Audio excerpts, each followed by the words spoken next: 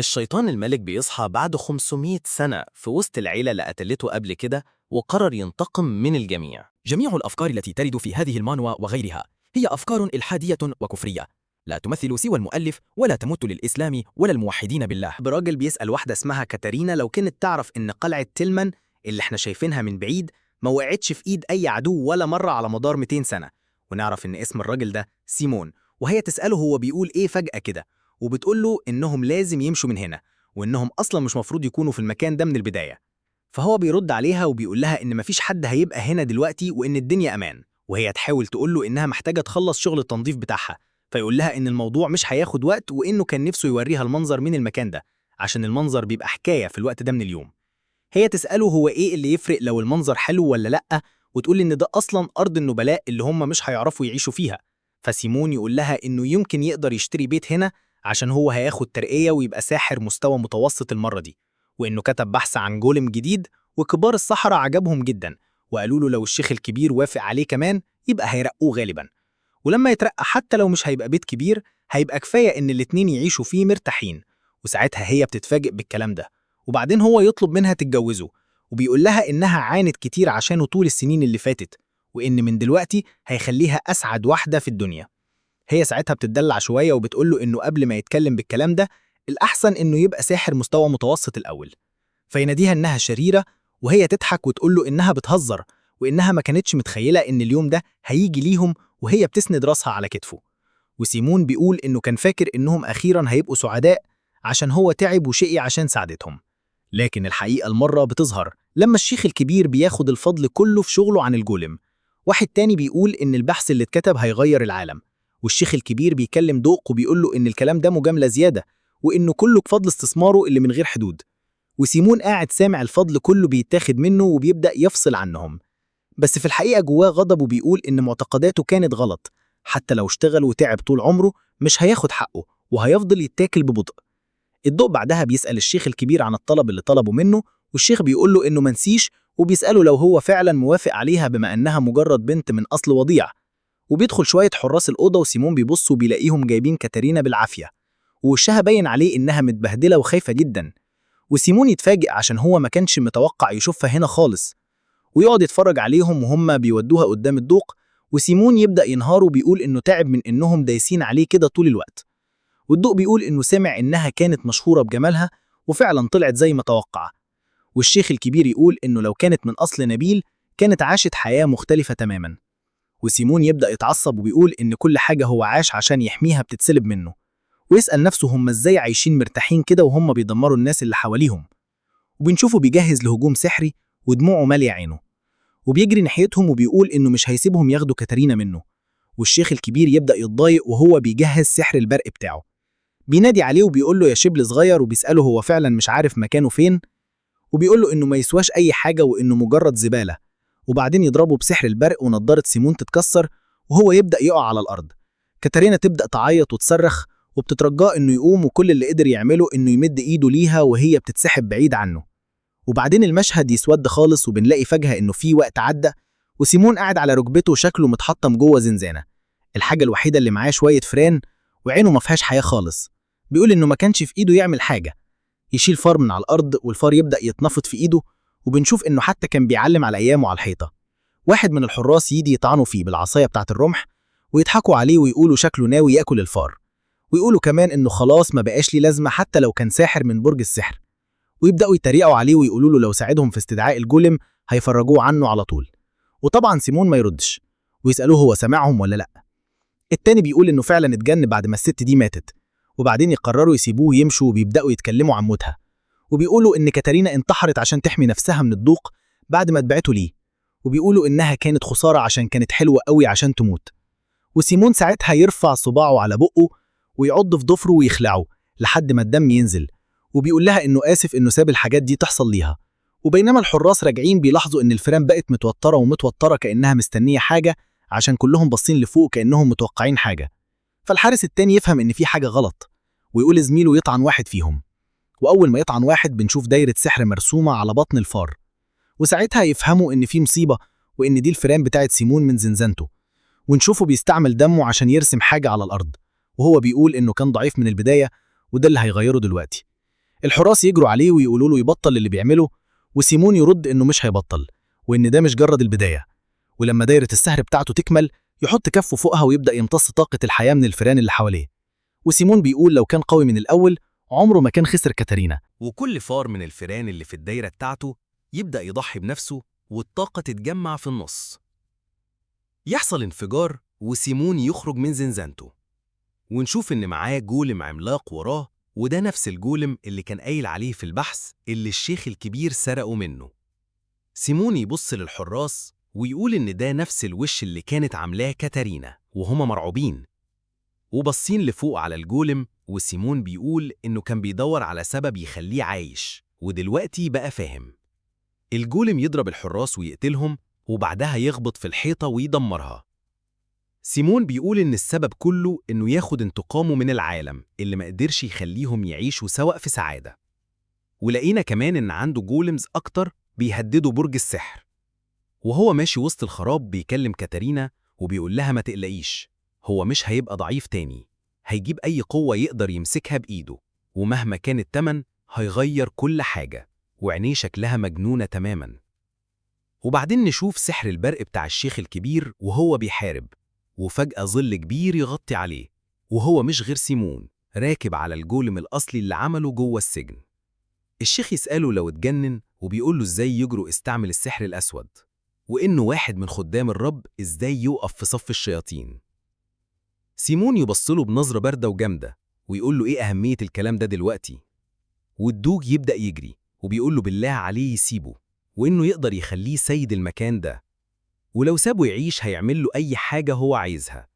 سيمون مد إيده وقال له إنه مش معاه القوة اللي هو فاكرها، وهو بيضربه قال له اللي مات ما يرجعش. وبص لكاتارينا وقال لها إن العالم اللي دمرهم ده هيدوق غضبه كله علشانها. بعدها بنشوف مشهد بعد فترة لواحد بيتكرم وبيتعمل له تتويج من الملك، ونعرف إنه البطل اللي اسمه لان. الملك بيترجاه إنه ينقذ العالم من الظلام، لأن من وقت ما سيمون ابتدى جنونه والناس سموه ملك الشياطين، وهو بيبيد البلاد ويموت الأبرياء، لحد دلوقتي دمر مملكتين ودوقية كاملة. مصير العالم كله بقى في إيد لان البطل. الملك بيطلب منه تاني إنه يخلصهم من ملك الشياطين، وإحنا شايفين أعلامهم مرفوعة في السماء. لان بيبص لسيفه وبيرفعه وبيخطب في الجنود. يا أبطال إمبراطورية أرتينيا العظيمة، نور الإمبراطورية بدأ يضعف، وظل ملك الشياطين بيغطي قارة لوآيسيا كلها. بس إحنا مش هنقعد ساكتين، علشان أهلنا وعلشان العالم كله. النهاردة هنقضي على ملك الشياطين ونبقى الأمل الأخير اللي بيحمي الدنيا دي. فلاش باك بيرجعنا لكاتارينا وهي بتسأل سيمون، ها سمعت اللي حصل؟ إزاي يعقل يقطعوا إيد كسل علشان سرق عيش؟ سيمون قال لها تهدي صوتها علشان محدش يسمعهم. قالت له اللي عندهم سلطة بيعملوا كده علشان عمرهم ما جاعوا. ليه طفل يتعاقب العقاب الوحش ده علشان الطبقة اللي اتولد فيها؟ وكانت حزينة وقالت إنهم كمان ما اتولدوش في وضعهم ده بإرادتهم. سيمون بصلها بأمل وقال ممكن يجي يوم المكانة الاجتماعية ما تفرقش ونعيش كلنا أحرار ومتساويين. قالت له اليوم ده مش هيجي لوحده، لازم إحنا نبدأ التغيير علشان عيالنا في المستقبل ما يعانوش زينا. كتبه وقعت منه من الخجل وسألها ايه تقصدي بعيالنا؟ احنا لسه ما اتجوزناش. ضحكت وقالت ده مش المهم، وبعدين قالت له بس هنتجوز على اي حال. سيمون اتوتر وقال هنتجوز بس انا لسه مش مستعد. قالت له يعني ناوي ولا لا؟ رد طبعا ناوي. سخرت منه وقالت انت فظيع خجول جدا، انا ممكن اكون الوحيدة اللي ممكن توافق تتجوزك اصلا. الفلاش باك خلص وبنشوف قلعة ملك الشياطين وسيمون واقف قدامها. قال بصوت عالي كاتارينا خلاص قربنا، أخد وقت طويل بس العالم اللي حلمنا بيه خلاص هيبقى حقيقي. قدامه جيش لان بيقرب، الجنود ماشيين بتوتر وخوف باين في عينيهم. لان ندى على سيمون وقال له العالم كله غرق في المعاناة، وبدأ يهددهم ويقول كل اللي عملته هتتحاسب عليه النهاردة. سيمون ضحك في الأول وبعدين دخل في نوبة ضحكة عالية اتسمعت في كل الميدان. سأله بجد ناوي تحاسبني وانت شخص ضعيف كده؟ انت فعلا فاكر اني بخاف من واحد زيك حقير وكبان؟ لان قال انا هتأكد انك تتحاسب، ومعايا ابطال الامبراطورية علشان ينزلوا عليك الحكم، والنهاردة هنوقع الشيطان وننقذ عالمنا. لان دخل المعركة وهو بيصرخ هجوم، والجنود كلهم مشوا وراه، وابتدت المعركة. سيمون سأل هم مين عشان يحكموا عليا، وقال أنا اللي مفروض أكون القاضي. وقال كمان اليوم اللي خسرت فيه كاترينا العدالة ماتت، وهو بيخبط عصايته في الأرض وبيكون دايرة سحرية تحتها. وكأن الزمن اتجمد للجنود اللي بيهاجموه. سيمون قال إنه ما بقاش مؤمن بالأوهام دي، وإنه هيوريهم الحاجة الوحيدة اللي لسه بيؤمن بيها. كل الجنود فقدوا السيطرة على أجسامهم، وإحنا شايفين طاقتهم الحياتية بتتسحب بالكامل من طقس سيمون السحري. بنفس الطريقة اللي استدعى بيها الجولمز قبل كده، الجنود تقريباً اختفوا تماماً. الجولمز بعد كده قامت من طاقة جثثهم وصرخت صرخة خلت لان يرفع سلاحه ويحط نفسه في وضع الاستعداد. سيمون ابتسم له بسخرية وقال له بص، النهاردة هو يوم ولادة العدالة الحقيقية. وقال له كمان ارمي إيمانك الكذاب، لأن النهاردة بداية عهد جديد، عهد أنا اللي هحكمه واللي هدمر فيه كل النبلاء في العالم ده. ولما الجولمز كتروا، واحد منهم رفع قبضته في الهواء، واحنا شايفينه بيقبض على مجموعة من الجنود ويعصرهم لدرجة إنهم بقوا عصير بشر. الجنود التانيين اللي شايفوا أصحابهم بيتسحقوا ابتدوا يخافوا، لكن فهموا إنهم لو انسحبوا دلوقتي يبقى خلاص مفيش مستقبل ليهم. عيون سيمون كان فيها حزن بسيط وناداهم بالأغبياء، وقال إنهم مجرد زبالة، وقال كمان إنهم متمسكين بالمكانة الاجتماعية بتاعتهم، وده مش هيمنعهم من الهلاك. بس هو مش ناوي يرحمهم، وقال إنه هيتأكد إنهم هينقرضوا من اللحظة دي. لأن جاهز نفسه للهجوم وصرخ مش هسامحك. سيفه اتغطى بهالة صفرة وهو بيطير في الهواء وبيقطع واحد من الجولمز في ضربة واحدة ودمره فوراً. سيمون اتفاجئ إنه اتغلب بضربة واحدة، وقال ده أكيد السبب اللي خلاني ما أقدرش هوقع مملكة ليفيا. مهما بعت جولمز كله كان بسبب لان. سيمون بصله بنظرة اشمئزاز، بس لان ملامحه كانت واضح إنه بس بيعمل اللي لازم يتعمل. سيمون أعلن إنه هيتأكد إن لان يموت النهاردة، وابتدت حرب شاملة ما بينهم. جيش سيمون كان من الجولمز وجيش لان من البشر. بعد كده ساحة المعركة سكتت فجأة، وكل الأسلحة المكسورة كانت مرمية على الأرض والدم في كل حتة. دلوقتي ما بقاش فاضل غير سيمون وجولم واحد، ولان كان تعبان جدا لدرجة إنه متسند على سيفه. بص على سيمون وقال له هنهي كل ده دلوقتي. حتى الجولم اللي ورا سيمون بدأ ينهار.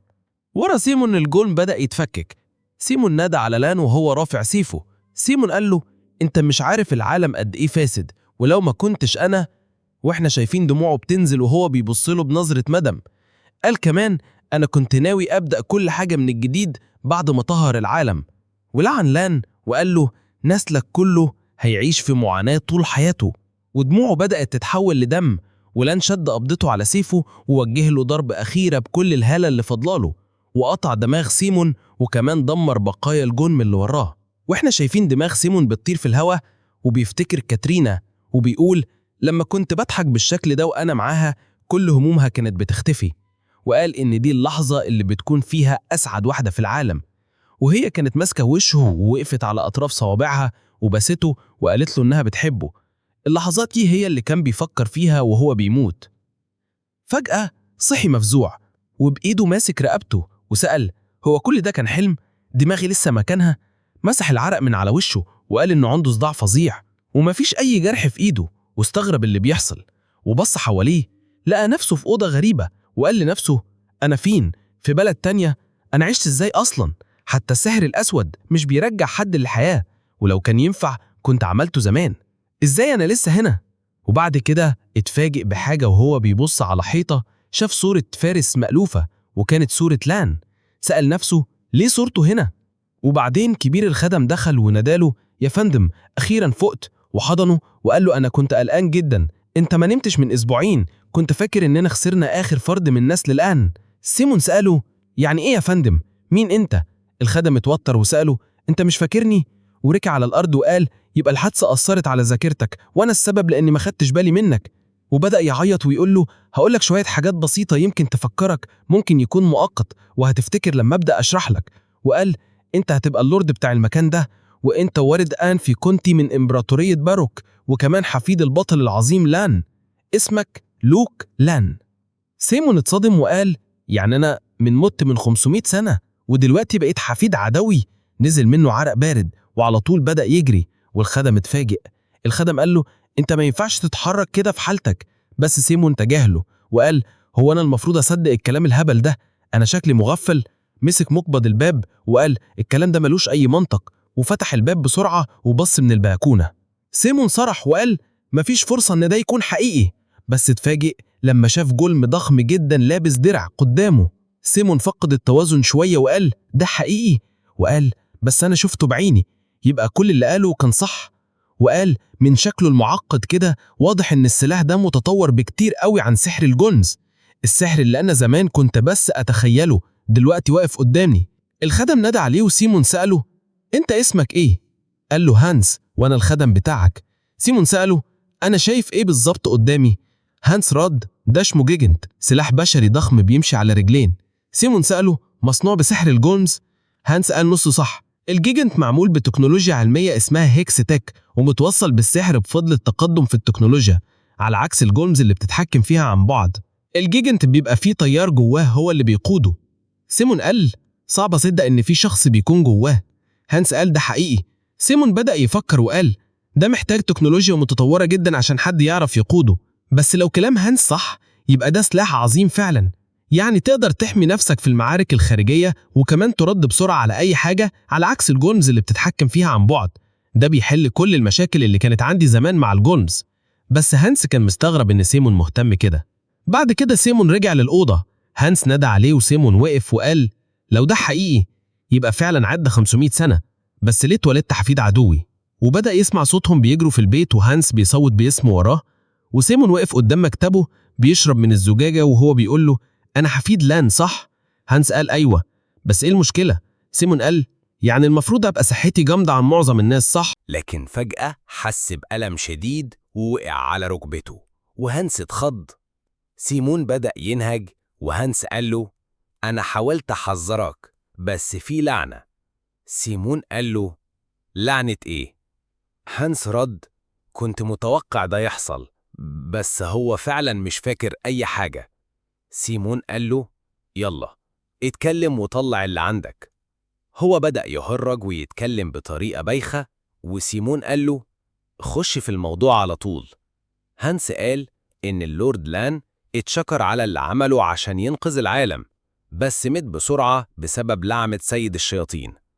سيمون استغرب وقال هو بيتكلم عن إيه؟ هو أنا فعلا عملت كده؟ افتكر إنه قال إن كل نسله هيعيشوا حياتهم في عذاب، وفضل يسأل نفسه هو يقصد دي؟ بس هو كان بيقول الكلام ده عشان كان متعصب، ودلوقتي شايف إن ده كان محرج، ومش مصدق إنهم صدقوا الكلام ده. بعد كده القصة اتقالت من تاني. من 500 سنة العالم الهادي كان بيواجه خطر ممكن يدمره، واللي هو سيمون سيد الشياطين. السحر المظلم بتاعه كان بيخليه يخلق جولات أقوى من جيش كامل، وكان بيقضي على آلاف الجنود بحركة واحدة من إيده، وبكده كان باين إن سيد الشياطين هيسيطر على العالم. بس بفضل المحارب الطيب لان العالم رجع للسلام تاني. إنما سيد الشياطين قبل ما يموت رمى لعنة على لان خلت لان وكل نسله يموتوا موتة بشعة وهم لسه صغيرين. سيمون قفل الكتاب واتنهد وقال هم فعلا ألفوها بطريقتهم، أنا أصلا ما رمتش أي لعنة من الأساس. هو في حد يصدق إن في لعنة تعيش كل السنين دي؟ وبعدين فكر شوية وقال أنا السبب لإني خسرت، بس ليه اتولدت من نسل لان من الأساس؟ حاسس إني أنا اللي اتلعنت هنا. وبعدين بدأ ياخد كتاب وبعده كمان واحد وقال طالما دي فرصة تانية ليا ما ينفعش أقابل كاترينا بالشكل ده.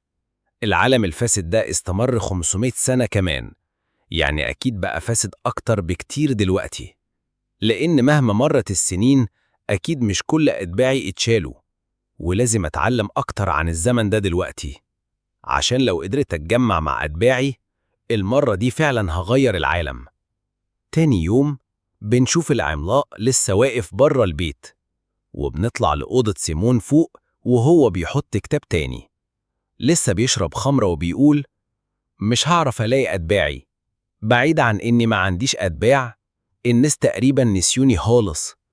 حتى لو عدى 500 سنة مفيش حتى أي أثر لوجودي.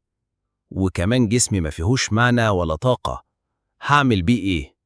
وهو بيحاول يمشي رجله اتلوت ووقع على وشه، وقال: أنا جاي هنا عشان أعمل إيه؟ قبض إيده من الندم ونادى على كاترينا وقال: هو أنا محكوم عليا أفشل في الحياة دي كمان؟ أنا كل اللي كنت عايزه أخلق عالم كله مساواة وسعادة. وفجأة سمع صوت راجل بينادي على الأستاذ الصغير، وده خلاه يتفاجأ. بص لقى الباب بيتفتح، وهو واقف مش فاهم فيه إيه، مستغرب من الدوشة اللي بره. خرج للبلكونة وسمع صوت راجل بيقول: هو ناوي يفضل يتهرب مننا لحد إمتى؟ الراجل بيكلم هانس وباقي الناس اللي احنا لسه ما تعرفناش عليهم، وبيقول لهم هو والتجار التانيين مش هيرجعوا خطوة لورا غير لما يقابلوا السيد الصغير. الراجل ده من رابطة تجار ألون، وبالتحديد هو مدير فرع واسمه دارن. سيمون استغرب كده وقال لنفسه: يمكن عليه ديون. وابتسم بسخرية وقال: فعلا أحفاد لان عايشين أيام صعبة. دارن قال له إن المبلغ 30,000 بيسو، وإن لان استلفهم السنة اللي فاتت علشان يطور منجم، بس من ساعتها وهو بيتهرب منهم. سأله: هو حتى كان ناوي يسدد من الأول؟ أنا مش قادر أكمل كده. هانس حاول يهديه وقال له إن السيد الصغير حالته الصحية مش مستقرة ولازم يرتاح، وهم هيلاقوا طريقة تانية للسداد. بس دارن رفض وقال لازم يسمعوا من السيد الصغير بنفسه. هانس والباقيين بدأوا يتوتروا، ودارن جهل من رد فعلهم شكله مش هيقدر يسدد دلوقتي. وقال كمان إن 30,000 مش رقم صغير، بس هو جايب لهم عرض واقترح عليهم يسلموه الجايجانت اللي عندهم في البيت، وقال إنها غالباً ما تسويش المبلغ أصلاً علشان مستعملة، يعني هو بيعرض عليهم عرض ممتاز على حد قوله. واحد من الرجالة صرخ وقال له إن ده مستحيل، لأنهم عندهم 3 بس في البيت كله، وسأله إزاي المفروض يدافعوا عن أراضيهم كده. وبعدها اتعرفنا على قائد الفرسان وده اسمه روجرز. روجرز قال له إنه مش هيسمح بكده، وإن لو عايز ياخد الجايجانت لازم يقتلوا الأول لأنهم جزء أساسي من دفاعهم. هانس حاول يهديه، وبعدين اتعرفنا على المحاسب اللي اسمه ديكسون، واللي قال إنهم بدل ما يوافقوا على العرض يرفعوا الضرايب شوية بشكل مؤقت. هانس تنهد وقال له: هو أنت مش شايف حال الناس؟ إحنا أصلاً مش قادرين نحافظ على اللي فاضل عندهم. ديكسون قال: الطريقة الوحيدة قدامنا دلوقتي هي تسليم الجايجانت. روجرز رجع يصرخ وقال له إنه قال قبل كده إن ده مستحيل. سيمون بدأ يضحك وقال: يا سلام، بيت ممتاز فعلا، لان نفسه كان هيتقلب في قبره من اللي بيحصل. دارن قال لهم يهدوا وإنه فعلا عايز يستولي على الجايجانت اللي في القصر، بس مش عايز الناس تفتكر إنه الراجل اللي سرق من بيت البطل العظيم. وبدأ يشاور على الجايجانت وسألهم: مش ممكن اخده وامشي؟ روجرز قال له: انت بتتحذر، انا قلت لك لا. بس دارن رد وقال: اعتقد انك فاهمني غلط، انا مش بتكلم على الجايجانت، انا قصدي على برج السحر اللي وراه على طول. الكل اتفاجئوا، وروجر قال ان اقتراح برج السحر اختيار افضل بكتير من الجايجانت. حتى هانس قال محدش بيروح هناك اصلا. ديكسون قال انه كان بيجي منه دخل زمان كمعلم سياحي، بس دلوقتي ملهوش اي لازمه. سيمون سأل: يعني ايه؟ وبدأ يبص للبرج، وفجأة اتعرف عليه.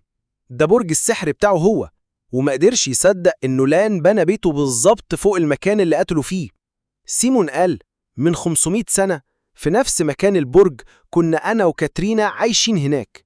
البيت كان قديم ومتهالك، بس كان بتاعنا وكان مليان ذكريات حلوة. بالنسبة لنا كان بيت صغير مريح بنحلم فيه مع بعض.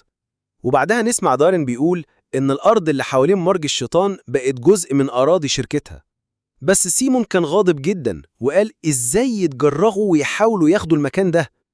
دارن كمل كلامه وقال لهم ما يقلقوش، لأن قدرات شركته المتنوعة هتخلي البرج مزار سياحي مهم، وده هيحسن اقتصاد المنطقة. وبدأ يضحك. ديكسون سأله: أوقع فين؟ بس هانس وروجر كانوا مش واثقين.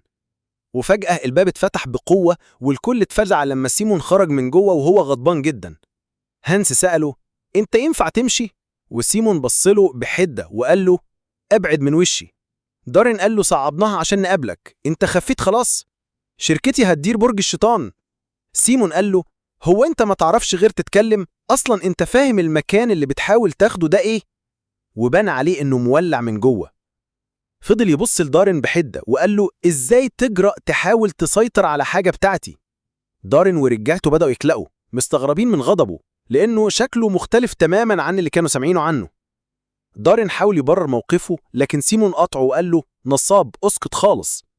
وقال له أنت خدت أرض في نص أرضي مش بعيد عن القصر الرئيسي، ونيتك توسع نفوذك وتسيطر تحت ستار التنمية. دارين اتفاجئ بشكل واضح، وسيمون سأله أنا قلت حاجة غلط؟ دارين اتوتر على طول وحاول يغطي على اللي اتقال، وقال إن ده تفكير بعيد قوي. لكن سيمون قال له أنت تافه، حتى الأسلحة المستعملة مش عارفين تبيعوها، وعايزين تستولوا على أراضينا كمان.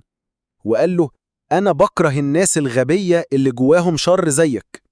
دارين قال له مش هسيبك تمسك الكفة لوحدك، وفي الحالات دي لازم أرد عليك رد أقوى. وصاح وقال بيت لان مش قادر يسدد ديونه، علشان كده أنا كنت بحاول أراعيه وجيت بعرض محترم. شركتي لازم ترجع فلوسها بأي طريقة، أنا غلطان؟ سيمون سأله أنت على أساس إيه فاكر إن إحنا مش هندفع؟ وقال له هندفع خلال 10 أيام بكل الفوايد. وبعدها صرخ وقال له اطلع من وشي حالا. وهو طالع منه طاقة قاتلة رهيبة خلت الكل يتجمد مكانه. واحد من رجال دارين شهق من الخوف، ودارين ورجالته ركبوا العربيات ومشوا. دارين قال له مستني أشوفك فعلا هتوفي بوعدك ولا لأ. هانس قال الناس دي كلها طبعهم واحد، وديكسون كان مصدوم إنه واقف أصلا. ونادى على سيمون وقال له أنا مش مصدق إنك قلت الكلام ده. سيمون سأله في إيه؟ وساعتها ديكسون وهانس وروجرز وقفوا وسلموا عليه وقالوا له إنهم متأثرين جدا بكلامه. هانس قال له أنت عندك نظرة، عرفت خططهم من أول لحظة. روجر قال له وأنا لما شفتك بتغضب علشان تحمي شرف أجدادك كان شيء عظيم. سيمون قال لهم أنتوا بتتكلموا عن إيه؟ وروجر قال له ما كنتش أعرف إنك فخور كده بالبيت ده. هو شاف إزاي التاجر الحقير ده ما قدرش يعمل أي حاجة قدام رد فعله العنيف، وساعتها شاف صورة البطل لان جواه. سيمون بيحب جدا إنهم بيقارنوه بلان، وبيقول إنه بالمنظر ده هيبقى ملك الشياطين تاني. هانس بعدها سأله سؤال، قال له إزاي ناوي تسدد الديون؟ سيمون قال إن ده بيعتمد على قيمة ال30,000 بيسو الحقيقية. هانس رد عليه وقال إن بالمبلغ ده ممكن تشتري 10,000 شوال قمح، وإنه يساوي تمن وحدة واحدة من فئة المحاربين الجداد اللي اسمها جيجانت. دلوقتي هما ما عندهمش ضمان كفاية علشان يقدروا ياخدوا قرض من بنك أو حتى يدبروا فلوس بأي طريقة تانية. هانس سأله عنده حل؟ سيمون قال له إن الكلام ده مش هيفيده بحاجة، ولو ده كل اللي عنده يقوله يبقى يبعد من قدامه، وقال إنه هيسدد الدين بطريقته وهم عليهم بس يقعدوا يتفرجوا. سيمون بدأ يلف في البيت بيبص على الممتلكات لقاها فاضية وشاف إن البيت بيقع والوضع بتاع الأكل السيء جدا. لما رجع مكتبه رمى شوية ورق في الهواء وقال هو ده مش نفس البيت اللي قتل ملك الشياطين؟ ولو كده ليه مفيش فيه أي حاجة؟ وسأل هانس إذا كان هو سرق كل حاجة مع الباقيين. هانس رد وقال لأ، وسأله ليه بيفكر كده أصلا؟ وقال له هيفهم لما يبص في شجرة العيلة. سيمون سأله ليه يشوف حاجة زي كده؟ هانس شرح له إنه بعد ما هيرو لان قتل ملك الشياطين اتكرم بلقب ماركيز وبنى أراضيه في جنوب مملكة ليفبيا. سيمون قال له يدخل في الموضوع على طول. الدوق باروك حرض على تمرد ضد مملكة ليفبيا، والفيكونت لان حارب ضده علشان ما قدرش يسكت على الظلم اللي بيحصل. بس الفيكونت اللي كان لسه متأثر بلعنة ملك الشياطين اتعرض لهزيمة ساحقة، وبعدها لقبه اتسحب واتنفى على الحدود، وهناك مات بسبب تدهور حالته الصحية بسرعة. سيمون قال إن كده كأنه لان ما كانش عايز يعيش في برجه، وإنه اتجبر يجي هنا. وكمل كلامه وقال غير كل ده الوضع المالي تعبان جدا، وسأل إزاي الوضع ده استمر 500 سنة. هانس بان عليه القلق وقال إن في سبب. السبب إن أجدادنا كانوا بيأملوا يرجعوا المجد اللي فات. سيمون سأله قصده إيه؟ هانس قال له إنه علشان يرجعوا اسم العيلة من تاني أجدادنا كانوا ممكن يعملوا أي حاجة، حتى لو استهلكوا كل الممتلكات والسلطة وكل حاجة معاهم. كانوا عايزين يستعيدوا سمعة العيلة، بس بسبب لعنة الجيل اللي بتتنقل فيهم مهما حاولوا واجتهدوا محاولاتهم كانت دايما بتفشل، وده اللي وصل العيلة اللي كانت موطن البطل اللي أنقذ العالم للنهاية دي. وهو مش متأكد إذا كان سيمون فاكر ده ولا لأ، بس السبب اللي خلاه يفقد وعيه لأكتر من نص شهر كان بسبب حادثة جيجان. هو كان شغال ليل نهار علشان يرجع سمعة العيلة، وكان عايز يثبت إنه عنده صفات البطل، فضغط على نفسه زيادة عن اللزوم. سيمون بدأ يفكر في الموضوع، وبعدين أمن على الكرسي وراح للنفذة. هانس قال له إنهم متزنقين، وإنه حتى هو كخادم للعيلة مش قادر يساعده في حاجة، وبيقول له إنه آسف جدا على كده. ساعتها سيمون جات له فكرة، بس هانس قال له إنه أكيد في حاجة ممكن يعملوها، وإنه حتى لو اضطر يضحي بحياته هيلاقي طريقة يجمع بيها المبلغ ويسدد الدين. سيمون قال له إنه مفيش داعي لكده علشان هو لسه مفكر في فكرة، وقال له إنهم محتاجين يسددوا الفلوس بأي طريقة مهما كانت. بعدها المشهد بينقل على واحدة بتصرخ، وهانس وكل اللي في القصر اتصدموا حرفيا. روجرز كمان كان بيعيط وبيقول ازاي ده حصل. هانس كان شكله مذعور وبيقول مين كان ممكن يتوقع انه ياخد تمثال هيرو لان ويبيعه، حركة جامدة. هانس بيقول التمثال كان هنا امبارح وبيفكر راح فين طول الليل، وبعدين بدأ يسأل هو فين الشاب الصغير وبيقول إنه لازم يبلغه الأول. واحد من الحراس جري عليه بسرعة وبيقول له إنه في مشكلة. هانس بيقول له لو عن التمثال هو مش فارق معاه دلوقتي، وبيسأله الشاب الصغير فين؟ الحارس قال له إنه مشي وقت ما الحراسة كانت في أضعف حالاتها. هانس وقع على ركبته بيقول يا ترى إيه اللي بيخططه لوك؟ بنشوفه في عربية كده واخد معاه تمثال لان. السواق بينادي عليه وبيقول له من غير ما يكون قليل الذوق يعني هو عايز يسأله سؤال. سيمون قال له مفيش مشكلة، بس سأله هو مين أصلا؟ الراجل ضحك كده بكسوف وبيقول هو نسي ولا إيه؟ وبتقدم فيليب فارس الحراسة بتاعه وسأله هو فعلا ناوي يبيع التمثال؟ سيمون قال له أيوة، وهيتباع بمبلغ حلو لو سيحناه. فيليب قال له إنه ممكن ده يكون مهم بالنسبة له، بس وراه 500 سنة تاريخ. سيمون حط رجله على العربية وقال له هو التاريخ ده هيأكلني؟ فيليب قال له حتى لو بعت التمثال مش هتعرف تسدد الديون كلها. سيمون قال له إن ده مجرد جزء صغير من الخطة. فيليب قال له حلو إنه عنده خطة أصلا، وإنه أكيد الكل هيبقى فاهم لما يسدد الديون. سأله إيه خطته؟ سيمون فكر كده شوية وقال إنه هيستعمل الفلوس اللي هيجيبها من بيع التمثال ويروح يآمر بيها كلها علشان يجيب الفلوس. فيليب اتجمد مكانه ووقف العربية وقال له إنه كان فكر إنه عنده خطة وده طلع حادثة سايبة. سيمون قال له أنت رخم ليه كده؟ جيت معايا من الأول لو جاي تعمل لي الشيخ وتنصحني؟ فيليب قال له أنت اللي صحتني مع الفجر، ولو كنت أعرف إنه ده اللي في دماغك ما كنتش مشيت معاك. وقال له إن الأحسن نرجع نطلب السماح ونفكر في حل أذكى. سيمون قال له أنت أهبل ولا إيه؟ فيليب قال له ليه يعني؟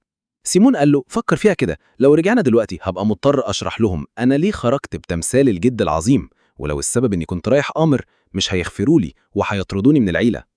فيليب اتصدم جدا من الكلام، وسيمون قال له أنا شايف إن ده مش هيحصل علشان أنا لسه سيد العيلة الصغير، بس أنت هتبقى أنت اللي ترميت بره من غير حاجة، فاختار بعقلك وشوف إيه الأحسن ليك. تحب تبقى شحات في الشارع من غير ولا مليم، ولا بطل هيعيد مجد العيلة؟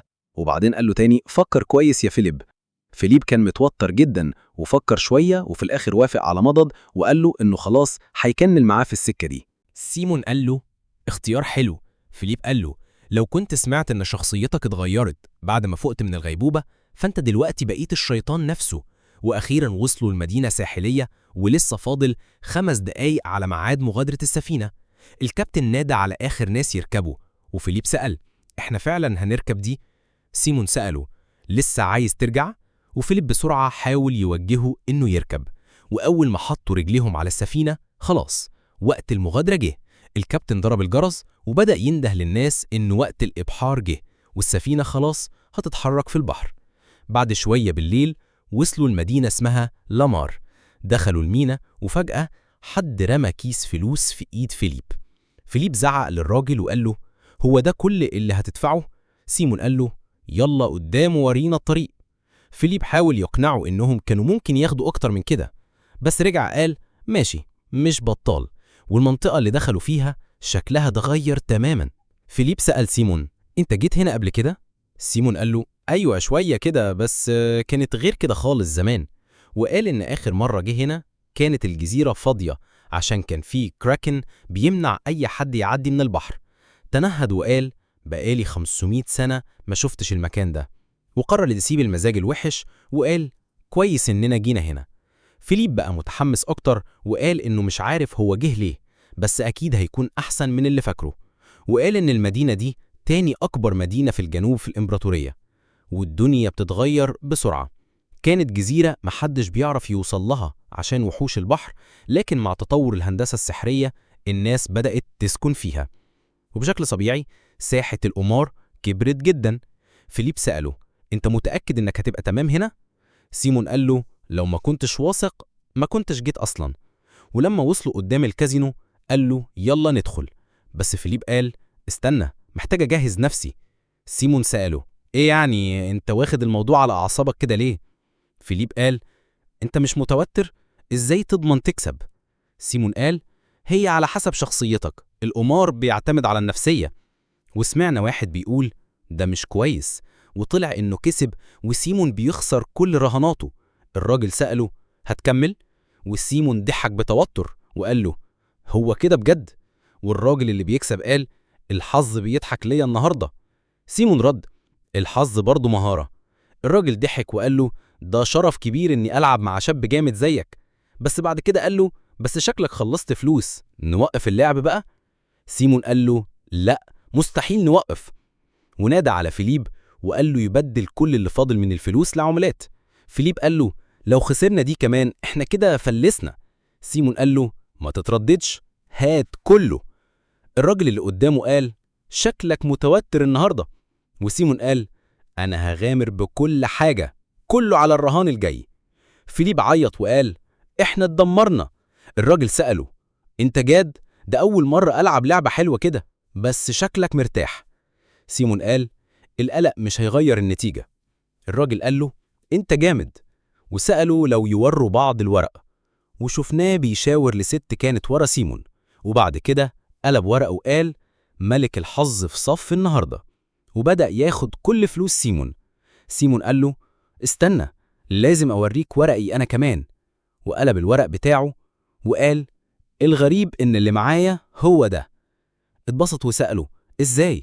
سيمون قال المفاجآت هي متعة القمار، ومد إيده للراجل علشان يسلم عليه. فيليب بدأ يعيط وقال أنا دايما كنت واثق فيك يا كابتن.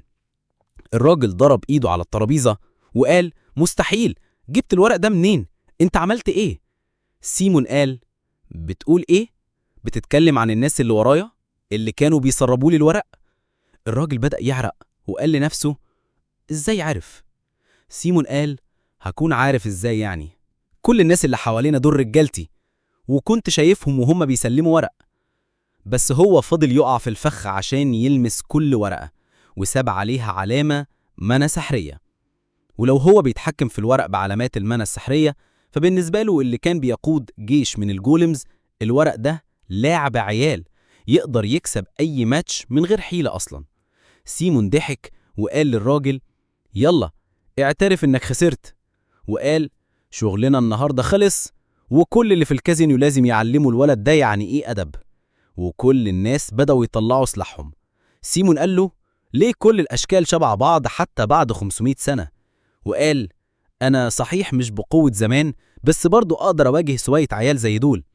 بدأ يمد الطاقة في إيده وقال يلا بينا، والناس هجمت عليه. فيليب قال له انبطح، وطلع سيفه بسرعة وكسر سلاحهم منهم وبعترهم بعيد، وسألهم إزاي ترفعوا سلاح على وريث عائلة لاكون؟ وقال لهم كده انتوا بتحطوا حياتكم كلها على المحك. الراجل خاف وقال أنا ارتكبت ذنب يستحق الموت. فيليب قال له اسكت، ازاي تجرؤ تمد ايدك على الشاب اللورد؟ سيمون بدأ يفكر وقال الموضوع ده مش سيء قوي كده.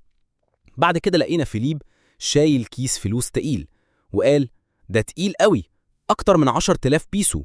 سيمون قال له طبعا، وبصله وقال أنا كنت فاكر إنك شغال حمال، بس شكلك موهوب أكتر من ما توقعت.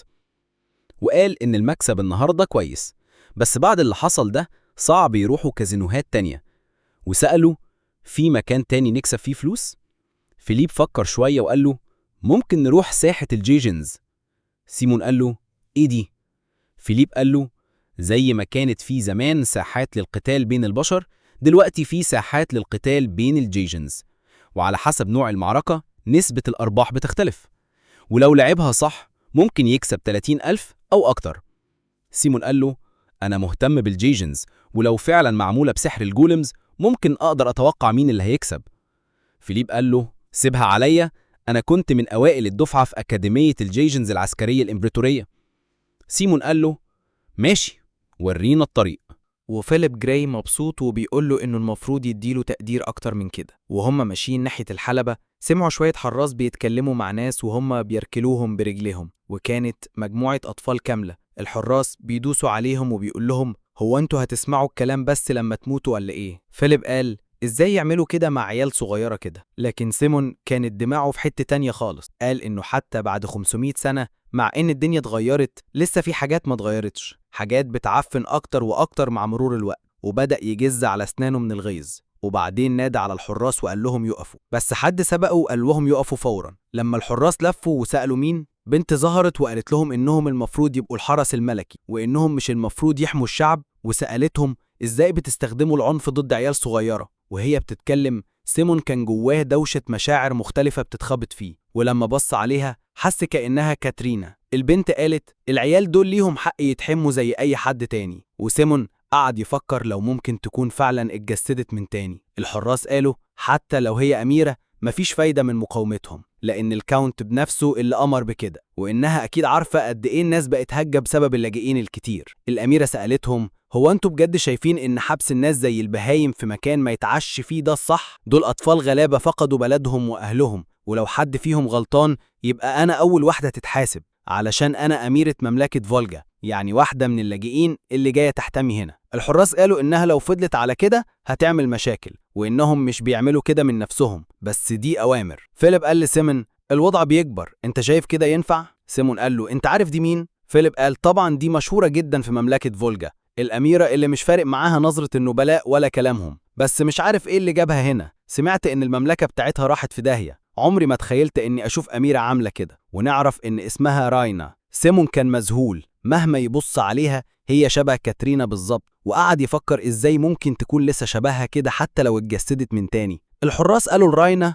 وقالوا لها أسفين، بس مش هننفع نسيبك تعملي كده، وقاموا ماسكين دراعها. هي قالت بتعملوا إيه؟ وواحد منهم زقها بإيده وقعت على الأرض، وسيمون جواه حاجة اتكسرت، وجري على الحارس وقال له ابعد إيدك الوسخة عنها، وبدأ يضربه ضرب مبرح وإيديه متعورة، وهو بيقول حتى لو الزمن بيجري والدنيا بتتغير لازم كل يوم في ناس تتعلم الأدب. وهو بيضربه بوحشية وبيقول الزبالة دي مش بتتعلم غير بالعنف، وده اللي مضايقني إنهم مهما تعمل فيهم بيفضلوا موجودين. راينا مسكت دراعه وقالت له كفاية مفيش داعي لكل ده، وكان هيقول لها كاترينا بس وقف. واحد من الحراس قال ازاي يتجرأ ويهجم على واحد مننا، وطلع سلاحه. الحارس قال له واضح انه مش بيخاف من قانون الامبراطورية. فيليب قال له هو القانون ده اغلى من حياتك، وحط سيفه على رقبة الراجل. الراجل بدأ يتوتر، وبعدها مسك صاحبه وجري بيه وهو بيقول هتندموا على اللي عملتوه ده. فيليب نقر على لسانه وقال دي طالعة مانجا صيني ولا ايه؟ مستغرب انهم ما قالوش انت تطلب الموت ولا ايه؟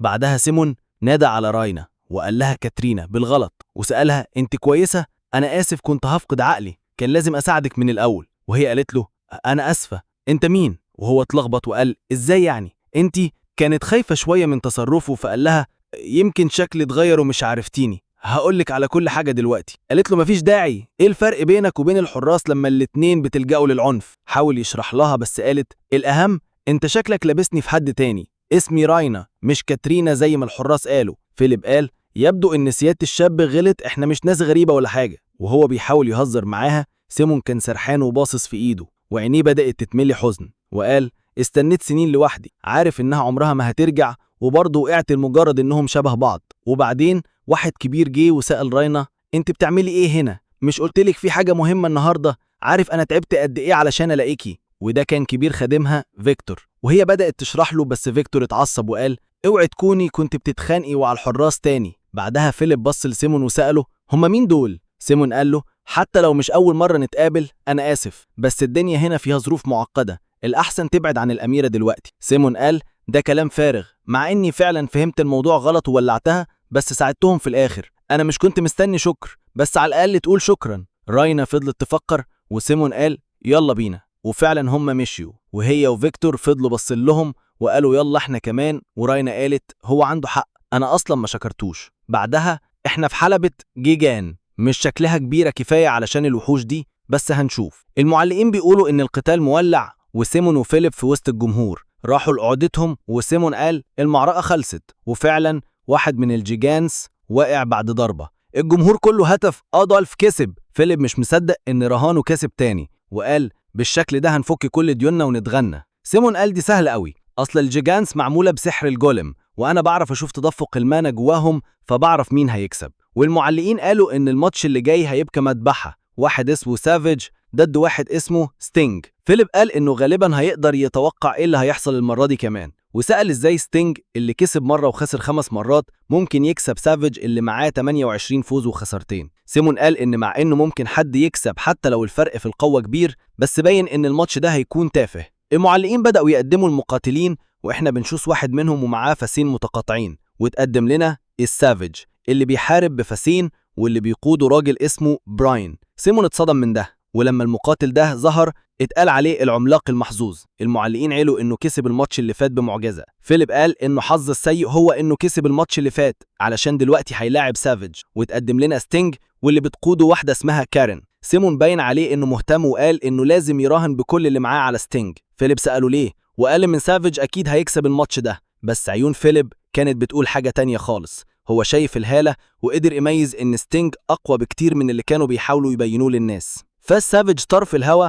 وستينج صده، والمعلقين اتفاجئوا بيقولوا إيه اللي بيحصل. واضح إن ستينج بيقدم عرض غير متوقع خالص، توقعات كلها إنه هيتسحق، بس لأ، ستينج بيصدي كل ضربات سافيج. سافاج ضحك وقال إنهم كانوا فاكرهم مبتدئين، بس واضح إن عندهم شوية مهارات، بس ده لسه مش كفاية علشان دخل عليه بضربة مدمرة خلت دراع من دراعات ستينج يطير. الجمهور اتفاجئ، حتى فيليب قال مستحيل اللي بيحصل ده، بس سايمون كان محتار لأن ستينج عنده تفوق في تدفق المعنى ومع كده مش بيستعملها خالص. سافاج ضحك وقال لستينج إنه يقوم، رجليه لسه سليمة ولو مش ناوي يقاتل تاني هو ممكن يريحه ويخلص عليه، ورفع فأسه لفوق. فيليب بدأ يهلع بيقول هنعمل إيه؟ الفلوس كلها هتروح. الكل كان بيتفرج وسيف سافاج نازل على ستينج، بس وقتها عينيه بدأت تنور وأخيراً استعمل المانة بتاعته، بس يمكن يكون فات الأوان. فأس سافاج نزل على الأرض وكسرها، بس لما بصينا لقينا مفيش حد تحتها. ستينج سأل انت كنت عارف انك تقدر تعدل وضع السرير في ماتش الجايجنت لحد أول 30 ثانية ودلوقتي الوقت ده عدى ومفيش تمويل تاني للإصلاحات. ستينج مد إيده وظهر دايرة سحرية واستعمل قدرة اسمها فاير بلاست وولع في سافاج حرفياً. المعلقين مش مصدقين، بيقولوا ليه اللي بيحصل؟ عندنا حدث غير مسبوق. البطل اللي كسب رغم ان النسبة كانت 1-20 كسب بالمهارة البحتة والتوج. جايجن سافاج وقع على الأرض. فيليب بدأ يصرخ بيقول إنه كان مصدق فيهم من الأول، بس سايمون مستغرب إنهم فعلا استخدموا سحر وبيقول ده مستحيل. فيليب سأله إيه اللي محيره وقال إن كاتب ستينج كارين أكيد كانت رون نايت. مش كتير من الجايجنز بيستخدموا سحر، بس غالبا كانوا مخبيين قوتهم علشان يرفعوا نسبة المراهنات. سايمون قال ده مش المهم، الأساس في نظرية استخدام السحر من خلال الأسلحة دي هو اللي اخترعها، والطريقة دي مهما مر الوقت مفيش حد يقدر يكررها علشان هو خلصها باستخدام السحر الأسود. بعد كده رحنا للهانجر بتاع الجايجنز. فيليب سأله هم بيعملوا إيه هنا وقال له لازم نرجع بسرعة، لكن سايمون قال له يسكت علشان هو بيفكر وفيليب مش بيساعد خالص. بعد كده سمعنا فيكتور بيقول لريا إنها لسه تقدر تغير رأيها وسألها إزاي داخلة ماتش ضد جايجن زي ده، وقال إن الماتش ده أصلاً ما كانش لازم تقبليه من الأساس. ريا قالت إن مرتزق زي أندريه مش هيواجه مشكلة إنه يركب مستر علشان يقاتل الجايجن بتاع الكاونت. فيليب وسايمون ما كانوش فاهمين إيه اللي بيحصل. فيكتور كمل وسألها ليه وافقت على تحدي متهور كده، وقال لها إنها هتضطر تتجوز الكاونت لو خسرت، دي مش حاجة سهلة المفروض تاخدها بخفة. هي قالت إنها فكرت كويس قبل ما توافق، وإنه لو كانت رفضت عدد كبير من اللاجئين كانوا هيموتوا من الجوع، وإن الطريقة الوحيدة تنقذهم بيها هي دي. فيكتور سألها إزاي التضحية بمستقبلك تعتبر حل، خصوصاً إن الجايجن بتاعك بيتفكك حرفياً، وقال إنه باين جداً إنها هتخسر، ومع كده هي عايزة تحمي اللاجئين للدرجة دي، لدرجة إنها مش مهتمة بحياتها. وسألها ليه مش عايزة تحمي نفسها. سايمون قال لفيليب إنهم يمشوا، هو خلص اللي وراه في الهانجر ولازم يروحوا. وهو ماشي شفنا الجايجن بتاع ريا في الخلفية وقال هي مش كاترينا وأنا مش محتاج أتدخل، بس فجأة سمع راجل بيقول الأميرة بتبيع نفسها، فوقف مكانه. الراجل كمل وقال الكونت ده راجل ما بيقفش عند أي حاجة علشان يحقق اللي عايزه، وهدد اللاجئين كتير قبل كده، ومن غيرها اللاجئين هيبقوا ضايعين، ولو هي مش غيرت حجر المعنى بالكامل الجايجنت مش هيشتغل أصلاً، وحتى لو اشتغل الفرق في المواصفات بينه وبين جايجنت الكونت مناكي كبير جدا ومفيش أمل إنها تصمت قدامه. قال لها لازم تسمعي كلام كبير الخدم بتاعك. ريا ردت وقالت إنها عارفة كل ده بس مش هتستسلم، ولو خسرت وهي ما حاولتش هتعيش ندمانة. وبدأت ترتعش وتعيط وسألت مين تاني هيقف علشان الضعفاء. سايمون رجع وسأل لو ممكن يبص على الجايجنت. ريا اتفاجئت وسايمون قال إن حجر المانا جوه الجايجنت ده لسه ممكن يشتغل. فجأة فيكتور طلع سيف من ولا حاجة وقال لريا إنها تقف وراه، وقال إن اللي حصل ده مريب وممكن يكونوا قتلة مأجورين من الكونت مناكي. سايمون بدأ يتعصب وقال هو الراجل العجوز ده ليه بيستفزني، لكن فيليب ضحك وقال له يهدى وعرفه على سايمون باسمه الحقيقي لوك دون، الوارث رقم 15 من عيلة لان واللورد الحالي. فيكتور سأله ازاي يصدق الكلام ده، وريا قالت له يهدى وبدأت تمشي ناحية سايمون وقالت انها عايزة تعتذر عن طريقته في اول مقابلة، وانه واضح انه سمع حكايتها وهي مكسوفة تعترف بس مفيش حل تاني، وطالبت منه يساعدها. لا هي بتتوسل له. سايمون قال ماشي، وإيده كانت ماسكة خنجر صغير بيقول إنه المرة دي مش هيسيب مجال للغلط وهيوريهم قدراته بجد. وهو ماشي ناحية منطقة القيادة في الهيجانتي، المهندس بيتنهد وبيقول إن تصليح الهيجانتي مش أي حد يعرف يعمله. زميله بيقول إن في سبب إنهم بيتسموا سحرة الحديد، وإنه كده هيبوظ الهيجانتي أكتر. مش مصدق إن الأستاذ بيتعرض للموقف ده بس علشان في نبيل شايف نفسه زيادة عن اللزوم. فيليب بيقرب منهم وبيسألهم لو يحبوا يراهنوه. بيراهن ب10,000 بيسو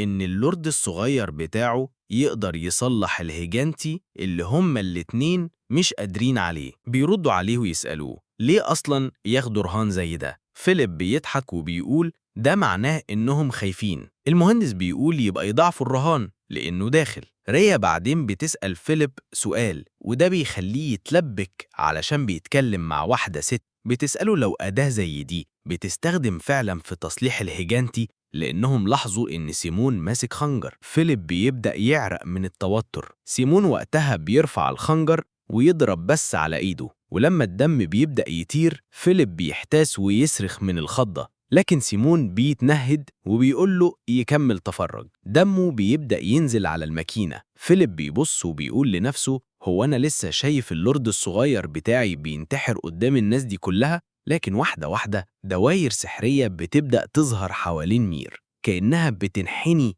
لإرادة سيمون. كل حاجة بتبدأ تندمج في قلب الهيكل اللي زي الموتور وبيشتغل. بعد شوية هالة حمراء بتبدأ تلف حوالين مير. سيمون بيمد إيده وبيصرخ بيقول للهيجانتي انهض، وإحنا بنشوف الدايرة السحرية اللي عملها وهي بتكمل التصليح كله باستخدام دمه. بعد كده بيجي فلاش باك لليلة في قلعة ملك الشياطين، وبنشوف سيمون تعبان وجنبه جثث الجوليمز. بيقف قدام واحد منهم وبيقول له بجد ناوي تقع في مكان زي ده؟ انت كائن خالد، المفروض تسحب أعدائك معاك الجحيم. بيبدأ يطلق هالته وبيقول له يستجيب للنداء تاني. جسم الجولم بيبدأ يعيد بناء نفسه عن طريق امتصاص باقي الجثث اللي حواليه. المرة دي شكله قوي جدا وبيطلع زئير. الفلاش باك بينتهي وسيمون بيفتح عينه والهيجانتي دلوقتي جاهز للقيادة. فيليب بيقول زي ما توقعت من اللورد الصغير، أنا أمنت بيه من البداية. الاتنين مهندسين بيقعوا على الأرض من الصدمة وبيقولوا إن ده مش ممكن. حتى رينا وفيكتور متفاجئين وبيسألوا إزاي قدر يعمل كده. واحد منهم بيقول إنه مش مصدق إنه قدر يحيي بلورة سحرية ميتة وإنه عمره ما سمع عن ساحر يعمل حاجة زي دي. بيقولوا إن القارة، لأ، العالم كله هيندهش بالحدث التاريخي ده. فيليب وهو فرحان بيقرب من سيمون وبيقول له بجد ما فيش حاجة اللورد الصغير مش بيقدر يعملها، حتى لو قال لي يقدر يعمل جولم من الصخور هصدقه، ومش عارف إنه فعلا يقدر يعمل كده. واحد من المهندسين بيقول إن ده مستحيل ولازم يكون خدعة، رسم دايرة سحرية بالدم وتفعيلها شبه جدا السحر الأسود. فيليب بيتنرفز وبيقول لهم إزاي تجرؤوا تقولوا إنه وريث روح لانك بيستخدم سحر أسود؟ المهندس بيرد وبيقول إن مهما بص على اللي حصل ده الاحتمال الوحيد. سيمون بيقول لهم إن مفيش مشكلة وهيشرح الحقيقة بنفسه، وبيبدأ يمثل تمثيل فظيع وبيقول إنها تقنية سرية جدا متوارثة في عيلته ومخبيينها بقالهم حوالي 500 سنة. المهندسين بيتساءلوا إزاي عيلة سيافين يكون عندهم سر زي ده، بس رينا بتقول لهم إن ده مش المهم. حتى لو كانت سحر أسود هو لسه منقذ حياة ناس كتير وهي مش عارفة تردله الجميل إزاي. بتحب تعتذر تاني على اللي حصل المرة اللي فاتت. بيرد عليها إنه عادي ومش غريب إنها تسيء المفاهمة. بتمسك إيده وبتقول له إنه تعور بسببها وحابة تعالجه على الأقل. بيرد عليها إنه لو ده هيريحها يبقى تمام. وفجأة راجل بيجري على الهنجر وبيقول فيه مصيبة كبيرة. فيكتور بيسأله إيه اللي خلاه يجي يجري ويزعق كده. الراجل بيقول له اختفى، دورت في أوضة الانتظار وفي السكن كله مش لاقي الفارس ولا أندريا. بعد كده المشهد بينقل لشوية رجالة بيتكلموا، واحد فيهم بياكل والتاني بيقول له إنهم نجحوا في كسب أندريا، يعني الأميرة دلوقتي مفيش عندها فرسان تقدر تستخدمهم. واضح إنهم somehow صلحوا الهيجانتي بتاعهم. الراجل بيحط الكوباية وبيقول مش كانوا قالوا لي إنها مش هتشتغل؟ التاني بيقول له هو كمان كان فاكر كده. الراجل بيخبط الكوباية على الترابيزة ويضربه بالقلم ويوقعه وبيقول له بره انت مطرود. واخيرا بنتعرف على الكونت مونيك. مونيك بيسأل رجالته لو في أي متغيرات تانية، وكلهم بيدخلوا في حالة ذعر وبيقولوا لأ. مونيك بيقول إن ما ينفعش يبقى فيه احتمال ولو بسيط، مش لحد ما رينا تبقى بتاعته بالكامل، وساعتها الكل هيعرف هو مين السيد مونيك ده. المشهد بيرجع للأرينا لآخر ماتش في اليوم، والماتش بين إم وأكيليس. المعلقين بيقولوا إن في فرق مهول ما بين الاتنين. كنت مونيه المقاتل بتاعه أخيل هو بطل أراضي اللامر ومحقق 70 انتصار من غير ولا هزيمة. محدش عارف مستر ناوي يعمل ايه قدام البطل ده، بس الأغلب إنه مش هينجح. في مشكلة تانية كمان، وهي إن مستر مش ظاهر أصلا في الساحة، وممكن يكون ساب المباراة وهرب. الناس اللي في المدرجات بدأوا يتكلموا ويشكوا إن مستر خاف وجري، وبيقولوا إنهم عايزين فلوسهم ترجع. موني ضحك وقال هي راينا استسلمت ولا ايه؟ عشان مش معاها متسابق، عشان كده كان المفروض تقبل جوازها مني من الأول وتسكت. وبيقول إنه هيوريها يعني ايه تجرح كرامته. وبعد كده المشهد بيرجع تاني عند الهانجر مكان الجاينتس، لما المساعد كان بيعيط على أندريه، وبيبان إن كنت موني لعبها عليهم وخدعهم. فيكتور بيقول إن أندريه تابع مخلص ليهم، وبيسأل يعني المفروض نصدق إن هو خان؟ المساعد بيقوله إن في ناس شافوه داخل معسكر الكونت، وحتى لو ما حسناش إنه سرق أندريه، ففرق القوة ما بين الجاينتات من البداية واضح. راينا بدأت تقلق وتتوتر عشان ده معناه إنهم مش هيقدروا يدخلوا القتال. سايمون قال يعني لو هي مش هتشارك يبقى كده هتتجوز كونت مونيك بالعافية، ولا أنا غلطان؟ وقال كمان إنه لو ده فعلا الحل الوحيد فده هيبقى سخيف قوي، بس أنا شايف إني ممكن أساعد في الموضوع ده. راينا سألته إزاي، وفيليب قال أنا مش بشك فيك ولا حاجة، بس أكيد ما نسيتش اللي حصل آخر مرة لما حاولت تشغل جاينت. سايمون قال له بلاش قلق، أنا معايا خطة. وسمعنا بعد كده صوت خطوات مستر، والجمهور والمعلقين بدأوا يحسوا براحة شوية، وقالوا إنهم كانوا فاكرين إنه انسحب من القتال، لكنه دخل الساحة في آخر لحظة. وشفنا مونيه متضايق شوية وبيقول كنت فاكر مفيش فرسان باقيين في صف الأميرة، ورجالته قالوا له إنهم متأكدين إن مفيش حد. مونيه قال يعني كده تكون جابت مرتزق، مش معقول، واللي سايق ده أكيد مش فاهم قيمة المعركة دي، وبرضه مش قادر يصدق إن في حد عنده الجرأة يقف مع الأميرة جوه أراضيه. وبعد كده شفنا راينا وفيكتور أخيرا وصلوا المنصة بتاعة المتفرجين، وسألته المعركة بدأت؟ قال لها لأ ولسه عندنا وقت. راينا قالت ممكن ده يطمن شوية، بس ده كده بجد من أول نظرة الفرق بين حجم الجاينتات مرعب، وكمان اللي قصادهم ده بطل أراضي اللامر. والمفاجأة إن اللي جوه الجاينت مش سايمون أصلاً، وسايمون بيطمنهم وبيقول لهم هيبقى تمام. وبالرغم إنه شكله طيب كده، طلع اللي سايق الجاينت هو فيليب. سايمون شكره وقال له أنت فعلا شاطر. فيليب قال أنا مش فاهم أنا بعمل كده ليه أصلاً. المعلقين قالوا كده بما إن الجاينت اللي كنا متوقعين ينسحب ظهر في الوقت المناسب، المعركة هتبدأ دلوقتي. والمتفرجين بدأوا يتسألوا يعني الجاينت ده فعلا هيدخل يقاتل أخيل؟ وفي واحد انفجر من الضحك وقال أنا مش مصدق. وبعدها الناس كلها ضحكت وقالوا كانوا جريوا من الأول، وكمان مش مصدقين إنهم بيقولوا على الخردة دي جاينت ده أصلا يتحرك. أخيل قال أنا هسقف لك عشانك مهربتش، بس خليك فاهم يعني إيه معركة عشان أنا مش ناوي أرحمك. فيليب قال مش هتعرف غير لما تشوف. أخيل قال طيب خلينا نختبر الثقة اللي عندك دي، وضرب بالمطرقة بتاعته الجامد ناحية مستر. فيليب اتحرك على جنبه وقال زي ما توقعت قوته مناسبة لحجمه، بس قال كمان إن ده مش معناه إنه هيكسب، ونط في الهوا وقال حتى لو أخيل كبير وقوي مش معناه إنه مقاتل شاطر. بس أخيل لف بسرعة وراح ضارب عليه ضربة مرتدة وهو لسه في الهوا. فيليب اتفاجئ من سرعته وقال ده سريع قوي على حجمه ده، واضطر إنه ينزل تحت الضربة. أخيل قال ما كنتش متوقع تهرب منها، بس من اللي شفته كده واضح إن الثقة اللي عندك دي ملهاش لازمة. فيليب قال ده كان في منتهى الخطورة وبدأ يعرق، وقال الوضع كده بايظ. المعركة فضلت شغالة، والمعلقين قالوا إن أخيل بيهاجم ورا بعضه عامل وابل ضربات ناحية مستر، بس لحد دلوقتي مفيش أي ضرر حقيقي. وسواء أخيل بدأ يتعصب وضرب تاني على دماغ مستر، بس فيليب بيقدر يعمل حركة شبه الماتريكس كده ويتفاداها. والمعلقين بيقولوا إنهم كانوا فاكرين إن الماتش ده هيخلص بسرعة، بس واضح إن ده مش هيحصل عشان مستر ما اتضربش ولا خبطة لحد دلوقتي. فيكتور بيقول إنهم مش هيكسبوا وهم بيجروا كده على طول، وراينا بترد عليه بعصبية وبتقول له إنه ما ينفعش يتكلم كده لأن فيليب قاتل قوي. وسايمون قاعد مكانه كده وبيقول إنه سامعهم وهم بيهمسوا، وبالرغم إن فيليب قبل كده واجه فرسان كتير في حياته، يعني مفيش شك إنه فارس قوي، بس هو هيحتاج يعلمه درس بعدين عشان اللي بيعمله ده كله جري وهروب. فيليب بقى في دماغه بيفكر وبيقول هو الراجل ده مش ناوي يتعب ولا إيه؟ وفجأة بياخد وضع استعداد وبيهجم هجمة مفاجأة وبيضرب بالسيف على صدر أخيل. أخيل بيصدها بسلاحه بس بيتجمد في مكانه ثانية، وبعدين بيطلع نية قتل جامدة كده وبيقول له كده يعني انت ناوي تحارب بجد؟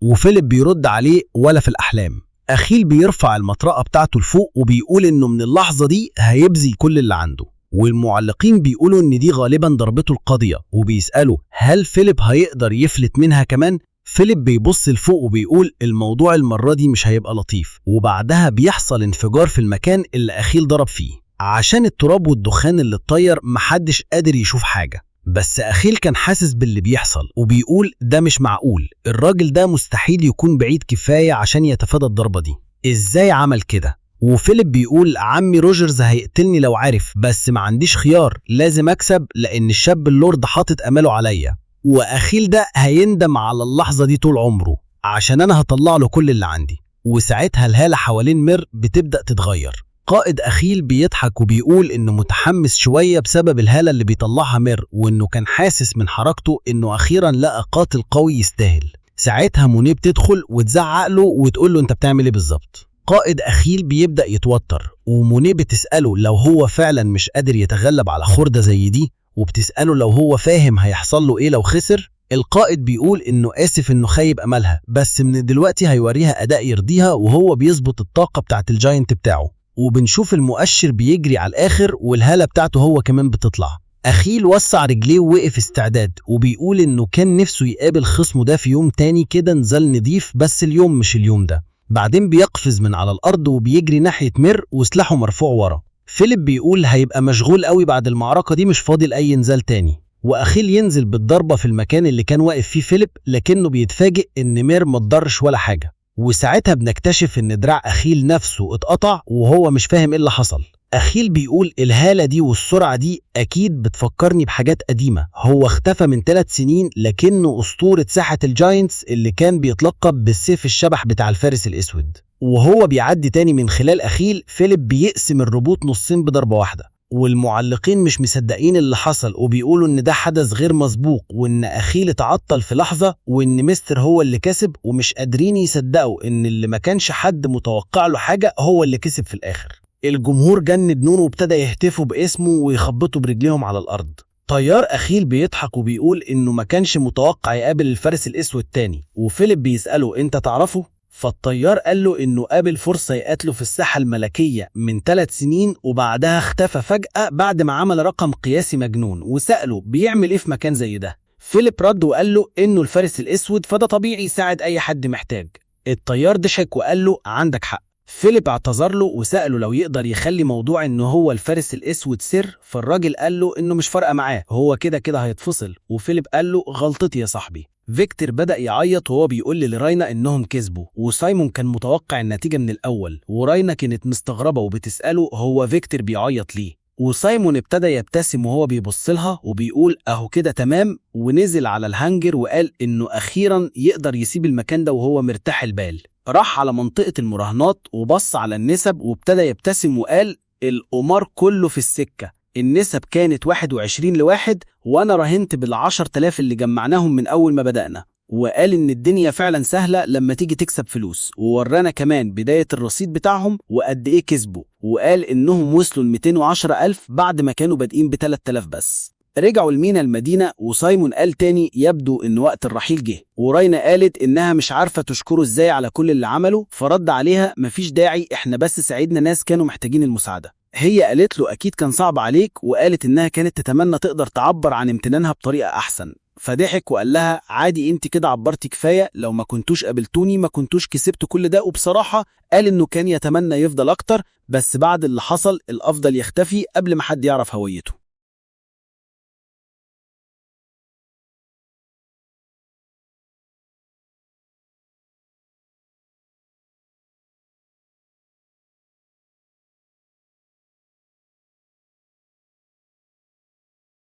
هي قالت إنها دلوقتي بدأت تفهم الصورة الكاملة وإنها بس بتتمنى اللي حصل ما يعملش مشاكل له. قال لها ما تقلقيش، بس الأفضل إنك تسيبي المنطقة في أسرع وقت، لأن مونيك لما بيدخل في حاجة مش بيستسلم بسهولة، وأكيد بيخطط لحاجة دلوقتي. فيكتور قال إنه عنده حق وإنهم لازم يمشوا دلوقتي قبل ما يلاقوا سبب يخليهم يتحبسوا. سيمون قال إنه فاهم إنها قلقانة على اللاجئين، بس حتى لو فضلت مش هتقدر تساعد الكل. لو بتفكر في مستقبل أحسن، الأحسن تاخد خطوة لورا دلوقتي. هي ردت وقالت إنها عارفة، بس ده صعب عليها، حتى لو باين إنها عنيدة وغبية، مش قادرة تسيب شعبها من غير حد يحكمهم أو يسندهم. حتى لو تقدر تساعد شوية بس هتعمل كده. سيمون ابتسم وقال فاهم، وسلم عليها وقال لها خلي بالك من نفسك. قالت له إنها بتتمنى رحلته تبقى آمنة، وهو رد وقال إنه مستني اليوم اللي يقابلوه فيه تاني. وهم راجعين، فيليب قال إنه بعد ما خلص كل المشاكل دي فاضل بس يرجع ويتوج بطل، بس مش فاهم ليه سيمون جاب المهندسين الوحشين دول، وكان المفروض ياخد منهم فلوسهم وخلاص. سيمون قال له إنه قال له قبل كده إن مفيش سحرة حديد في أراضينا، وفيليب رد يعني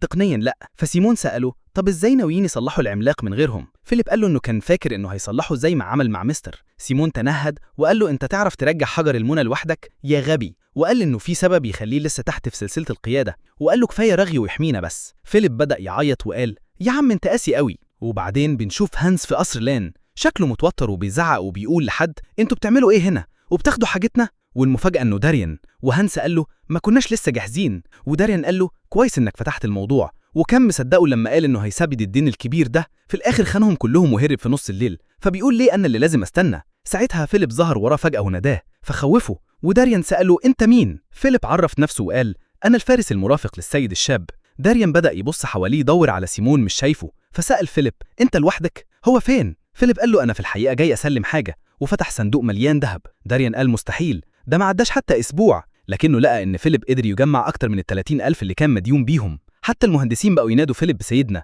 وسألوه كده تمام ده كفاية؟ وهم بيخرجوا الفلوس من العربيات، فيليب قال لهم يا أغبياء مش شايفين ان اللورد داريان مشغول؟ يلا لموا الحاجة وحطوها في عربيته. فبدأوا فعلا يلموا ويشيلوا. داريان قال له مفيش داعي للسرعة، هستنى واخدها من السيد الشاب بنفسه. فيليب ابتسم وطلع ورقة طويلة زي ما قال، ونظف صوته وبدأ يقرأ، وقال له إنه متأكد إنك فعلا ناوي على حرقة جديدة صح؟ داريان استغرب وقال له بتقول إيه؟ فيليب قال له دي رسالة من السيد الشاب ليك، بيقول فيها إن بعد ما سددنا الدين فأنت دلوقتي متعدي على ممتلكاتنا، ولو ناوي تعمل دوشة يبقى جهز نفسك. وكمل فيليب وقال طبقا لقوانين النبلاء الإمبراطورية أي نبيل يتعدى حدوده أو أراضيه يحق لصاحب الأرض إنه يعدمه فورا، فلو مش عايز تتقسم نصين أنصحك تمشي دلوقتي. وقال كمان في الآخر هنديك 3 ثواني بس تمشي فيهم. داريان اتنفض وطلع على عربيته بسرعة وابتدى يهرب، وهو بيزعق للناس اللي معاه وبيقول لهم انتوا بتهزروا مع الموت. فيليب قال على الأقل بيسمع الكلام وعارف هو قدام مين، وسمعنا روجرز بينادي عليه. فيليب قال خلاص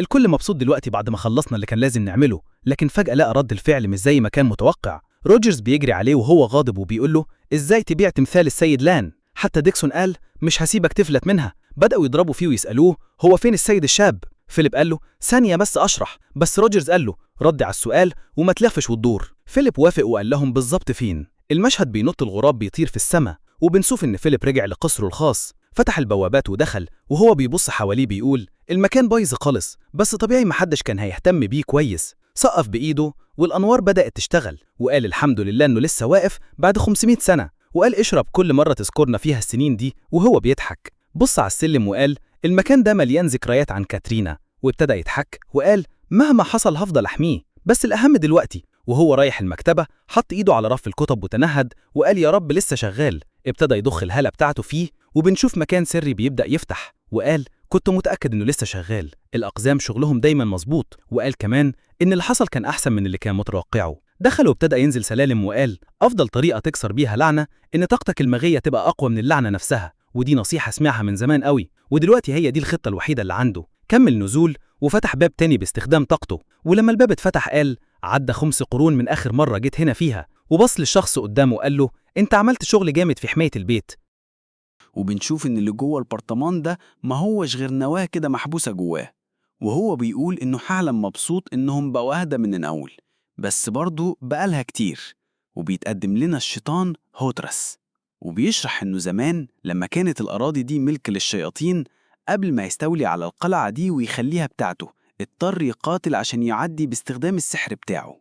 وبنشوفه هو بيرفع إيديه وبيعمل تعويذة اسمها رصاصة الموت، وبيفتت الشياطين اللي طايرين عليه. وأول ما بيخلص بيبدأ يمشي لقدام وبيسأل حد كده لو هو الحاكم بتاع المكان ده. واحدة ست بتتنهد كده وبتقول إنها سمعت إنه وقع كذا حصن قبل كده وافتكرته عجز من الدائرة التامنة، وبيتم تقديمها كشيطانة عليا اسمها هوترس، لكنها بتتفاجئ إنه شاب وبتقول إنها محبطة شوية مع إنه بصراحة مجهود محترم بالنسبة لبني آدم، وبتقوله إنها عشان تعبت من شغله ده هتديله شوية رحمة، وبتقوله إنه يقدر يسألها عن أي حاجة هو عايزها وإن من حقه يشبع فضوله قبل ما يمشي. هو بيرد عليها وبيقول لها إنها أرغى شيطان قبله في حياته، وبيسألها لو رتبة الشياطين بتزيد كل ما يرغوا أكتر؟ فبتبدأ تتضايق وبتقوله يا غبي، وبتقوله إنها كانت رحمته وهو رفض الرحمة دي، وبتقوله إن شكله اتغر شوية بعد ما وقع شوية شياطين ضعاف، بس هي هتوريه إن الشياطين هنا مش زي العيال اللي كان بيقتلهم قبل كده. سيمون بيرد عليها وبيقول لها ما تقلقيش، هو مش أهبل عشان يدخل ساحة معركة لوحده. وساعتها الجولم بتاعته بتكسر الحيطة وبتدخل. هوترس بتتفاجئ لما تشوف الجولم، والمعركة بتبدأ بين الشياطين الأعلى والجولمز بتوع سيمون، وسيمون نفسه بينزل وبيقطع شوية شياطين نصين وكمان بيبعت جولمز بتوعه على هوترس. وبعد شوية قتال الاتنين بيبقوا واقفين قدام بعض عاملين زي التضحيك بتاع مصارع WWE كده قبل ما ينطوا على بعض عشان يوجهوا الضربة قاضية، وبنشوف انفجار وبعدها شوية من بقايا المعركة. وهوترس بتسأله هو ناوي يعمل إيه بتحويلها لطاقة شيطانية، وبتسأله لو فعلا ناوي يغير العالم، فبيرد عليها وبيقول لها ملهاش دعوة تعرف ليه، وبيبدأ يسحب الطاقة كلها منها وبيحولها لنواة طاقة شيطانية صافية، وبيقول إن العملية كلها عشان يوقعها كان أصعب بكتير من العيال اللي قبليها، وبيقول كمان إنه لو حد امتص طاقة شيطانية قوية بشكل غلط ممكن يدخله في حالة هياج، وهو شاف ناس اتحولوا لمخلوقات مرعبة بسبب كده. وبيقول إن وقتها ما قدرش يمتصها عشان كان الخطر عالي جدا، لكن لما اتعلم الطريقة الصح عشان يمتصها بأمان كان أصلا وصل للدائرة التاسعة وبقى مش محتاجها، وهو عمره ما كان متوقع إنه هيستعملها دلوقتي ولا كان متوقع أصلا إنه يحصل تناسخ. وبعدين بيحس بألم فظيع في صدره وبيترنح وبيكح جامد، وبعدها بيفتح عينيه وبيلاقي نفسه في مكان تاني اللي هو عالم العقل بتاعه، وبيقول شكله كده الطاقة الشيطانية ما أكلتنيش. ولما بيرفع عينيه بيشوف مين؟ هوترس قاعدة بعيد، ولما بتبصله بتسأله أنت مين؟ وبتقف والضغط اللي حواليه بيبقى تقيل قوي، وسيمون بيقول لنفسه إنه بالجسم اللي معاه دلوقتي صعب يتحمل الضغط ده، وبيقول بالرغم من السنين اللي عدت لسه معاها كمية طاقة شيطانية مرعبة، وبيحاول يقول لها إنه جاي يستعير قوتها، بس هي على طول بتبدأ تدرك هو مين، وبتنط عليه تمسكه من رقبته وتحطه على الأرض وتقوله إنه بقى ضعيف قوي لدرجة إنها بالكاد عرفته، وبتسأله أنت إيه اللي جابك هنا؟ فقال لها إنه محتاج يستعير الوعاء بتاعك، فضحكت وقالت له بجد، واتسألت لو عنده القوة أصلا عشان يعمل كده، خصوصا والجسم اللي ساكن فيه دلوقتي تعبان وضعيف، وبتقوله إنها مش مصدقة إن العدو بتاعها اللي حابسها هنا بقاله السنين دي كلها جاي لوحده بالحالة البايظة دي ودلوقتي عايز قوتها، وبتسأله مش شايف إنها حاجة سخرية كده؟ سيمون حس فجأة إنها ممكن تكسر رقبته في أي لحظة، فمسك إيديها وقال لها هو أنت فعلا موافقة على كده؟ فاستغربت وسألته تقصد إيه؟ قال لها إنه كان جايب عرض محترم وهي كده ناوية تخلص عليه من غير ما حتى تسمع وعايز يقول إيه. قال كمان إنه عارف إنها أكيد عايزاه كجسم كامل لمصدر سحر فمش هتأذيه دلوقتي. هي ضحكت عليه وقالت له إنه مش مستاهل حد وقتها، وبعدها سابته ولقيت له على الأقل هتعترف له بشجاعته، وابتسمت وسألته بجد شايف إنك تقدر تتحمل قوتي بعد ما دايرتك السحرية اتكسرت؟ سيمون قال لو مش هقدر يبقى خدي جسمي وانت الكسبانة، أنا محبوس هنا بقالي قرون. أطرس قالت مش يمكن في حل أبسط من كده، وفجأة عملت حركة بإيديها وظهرت هالة شيطانية بدأت تمسك بإيده ورجله وبدأت تضحك وقالت إنها هتلعب بيه قد المدة اللي اتحبست فيها هنا، وقالت له أكيد تقدر تستحمل ده على الأقل. سيمون بدأ يستغرب، جسمه مش قادر يسيطر عليه، وسأل نفسه إيه اللي بيحصل، وهي فضلت تضحك وتسأله فاكر إنك عندك وقت تفكر؟ وكان بيغيب عن الوعي ويرجع تاني، وهي فضلت تسخر منه عشان سحر العقل بتاعها خلاه ينهار، وبتسأله كرامتك راحت فين؟ في الآخر هو كمان ضحك وقال لها انت لسه دوشة زي زمان. سألته: هو التمثيل ده كل اللي عندك؟ انت لا عندك نفس المنى ولا نفس مستوى الدائرة السحرية اللي كانت عندك زمان. سيمون رد: أنا حتى وأنا من غير قوة والدائرة بتاعتي مكسورة لسه في حاجات أقدر أعملها. اتصدمت لما اختفى قدامها وقال: مش محتاج أفكرك إني وصلت للدائرة التاسعة بالسحر الأسود. رجع لشكله الأصلي وقال لها: أنا مستحيل أبقى ضحية لسحر العقل، لأن دلوقتي أنا اللي بسيطر عليكي.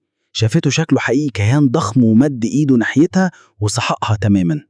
بعدها صحت وهي عرقانة من الخوف وقالت: كنت عارفة من البداية هو فعلا ممتع، بس مين كان يصدق إنه فعلا وصل للدائرة التاسعة في الآخر؟ سيمون سألها: مش مصدقاني؟ أوريكي أكتر لو عايزة. قالت له: كفاية، قصدي إني حتى بعد ما وصلت للمرحلة دي واضح إنك لسه معرفتش تغير العالم. قال لها: لسه ما خلصتش، في الآخر أنا هحقق هدفي. ابتسمت وقالت: مش عارفة هتقدر تستخدم قوتي كويس قد إيه، بس لو حد هيعرف يوصل تاني للدائرة التاسعة يبقى أنت هو. سيمون قال: طبعا، وقربت منه، حطت إيديها حوالين رقبته وقالت: واضح إنك واثق في نفسك. قالت كمان: حتى لو سيطرت على جسمه الدائرة الستة أو السبعة كفاية وهتسيبه هو اللي يدمر العالم. وقربت منه أكتر، حطت راسها على صدره وبدأت تتحول لطاقة شيطانية صافية. سيمون قال: يبقى لازم أتعب عشان ما بقاش قد ظنك فيا. قالت له: طبعا، وبصت له قالت له: المرة دي ما تفشلش. فجأة رجع للواقع لسه تعبان جسديا من اللي حصل، فمد إيده وعمل تعويذة اسمها اللهب الأسود وضرب بيها في الحيطة وقال: واضح إنها في المستوى الثالث بس وجود الأساس لوحده كفاية. ولاحظ إن اللون مختلف، ممكن عشان الطاقة الشيطانية نقية، وفكر إنه لو أطرس كانت عايزة كانت سيطرت على جسمي عادي. بس دلوقتي عليه يثبت مؤدي التوقعات. سيمون أصلا فاهم نظرية تنوير كل دائرة، فالصعود للدائرة التاسعة مش هيبقى مشكلة، بس عشان يجمع طاقة شيطانية كفاية هيحتاج وقت طويل. فقرر يبدأ من دلوقتي. حط إيده في الحيطة تاني وعمل نفس التشكيل اللي قبل كده وفتح ممر سر جديد وقال لحد: كفاية نوم بقالك 500 سنة، قوم اشتغل. وحط إيده في نص الأوضة وفعل دايرة سحرية ضخمة جدا وقال: دلوقتي جه دورك تساعدني. والجيش جولم بتاعه بدأ يصحى تاني. بعدها المشهد بيقطع وبيتنقل لقصر كونت مون، ولقينا راجل بيتضرب بوكس في وشه وطلع هو الطيار مالون. مونيك سألته: عارف عملت إيه غلط؟ ميلون بيقول له إنه آسف عشان خسر وبيتمناه يسامحه. مونيك بيسأله لو فعلا فاكر إن كل ده بسبب الماتش، وبيقول له إنه مهما فكر في الموضوع في حاجة مش مظبوطة. ميلون بيسأله يقصد إيه، فمونيك بيقول له إنه حتى مع فرق الأداء بين الجيجنز اللي بيوصل ل5 أضعاف، إنه يخسر بالطريقة دي طبيعي أي حد هيفكر إنه كان متفق مع راينا من ورا ظهره. ميلون بيرد عليه وبيقول له إنه أقسم بولائه ليه وإنه مستحيل يخونه، وبيحلف بشرفه كفارس إنه عمره ما عمل حاجة زي كده. مونيك يبدأ يبتسم كده وبيقول له لو شرفك كفارس هو كل اللي عندك يبقى الأحسن تقول حاجة غيره قبل ما دماغك تتدحرج. ميلون بيقول له إنه عنده معلومة عن الطيار بتاع الجيجن التاني. من 3 سنين واجهه في حلبة الجيجنز الإمبراطورية، وكان فارس مشهور جدا لأنه عمره ما خسر. الراجل ده فعلا كسر نفسه. مونيك بيسأله لو يعرف الراجل ده كان تابع لمين. ميلون وهو بيبص للسيف اللي كان هيموته واتحط على الأرض بيقول له إنهم مشيوا بعد القتال على طول، فمحدش عارف هويته. مونيك بيقول له إنه فهم وإن ده معناه إنه ما عندوش حاجة مفيدة تانية يقولها، وساعتها سيف تاني بيطلع من غمده من غير سبب كده. ميلون بيبص حواليه مش فاهم وبيبدأ يتوسل عشان حياته، بس في الآخر مونيك بيقتله. ولما مونيك بيخرج من أوضته واحد من رجالته بيقول له إن راينا لسه موجودة في ليمر. مونيك بيسأله ليه، فالراجل بيقول له عشان مش قادرة تسيب اللاجئين. مونيك بيقول له كل اللي عليك تتابع تحركاتها، وكمان يضيف حاجة كمان، يدور على الطيار اللي كان سايق مير ويعرف هو ساكن فين، لأنه هيقابله بنفسه ويسحقه. وبينما هو بيبص على جيش من الجيجنز وبيلمح كده بشكل غير مباشر إن ممكن تحصل حرب، بنسمع سيمون بيكلم حد وبيقول له إنه من زمان قوي بيت لون كان مزدهر بسبب النهر القريب والأراضي الخصبة، بس دلوقتي أغلب الناس سابوا المنطقة وبيوت كتير اتهجرت وفي 3 قرى خلاص على وشك تبقى قرى إشباح. وبنشوفه واقف من فوق الجبل وبيلف يسأل حد عن رأيه في المشكلة دي، واللي طلع مش حد غير ديكسون اللي مربوط ومرعوب. سيمون بيطلع سيفه ويبدأ يلوح بيه، وديكسون بيسأله هو بيعمل كده ليه. سيمون بيقول له إنه لازم يبطل يعمل نفسه غبي عشان اللي حصل ده كله بسببه. ديكسون بيعيط وبيقول له إنه ما كانش في إيده حاجة وإنه حاول على قد ما يقدر. سيمون بيرفع سيفه وبيقول له بجد حاولت؟ وديكسون ما عملش غير إنه صرخ. سيمون بيقول له إنه نفسه يعلقه في نص الميدان عشان يبقى عبرة، بس كل ما يدور في الماضي بيلاقيه أغرب وأغرب. بيقول له إنه واحد موهوب والإمبراطورية معترفة بيه، لكنه رفض عروض من ولايات تانية وجه هنا بدل كده. وبعدين سيمون بيحط السيف في غمده وديكسون على طول بيشكره. سيمون بيقول له إنه كان طالب منه دفاتر حسابات ال10 سنين اللي فاتوا عشان يشوف شغله، وفعلا جابه له في يوم واحد ومن غير غلطة، وبيقول له أنت شخص مفيد. ديكسون بيبدأ يتلخبط كده ووشه يحمر، وبيقول له إنه شاطر قوي في الحسابات ويبدأ يتفاخر. الراجل مبسوط بالتعليقات اللي بتتقال له. سيمون بيقول له أهو ده بقى المشكلة. وديكسون بيسأله يقصد إيه. سيمون يمسكه من هدومه ويرميه من فوق الجبل. ديكسون يتشقلب لتحت، ولما يوصلوا تحت ديكسون بيسأله بيعمل كده ليه، ولما بيرفع عينه بيتفاجئ إنه قدامه عشوائيات صعبة قوي، وبيقول معقولة دول سكان المنطقة بتاعتنا؟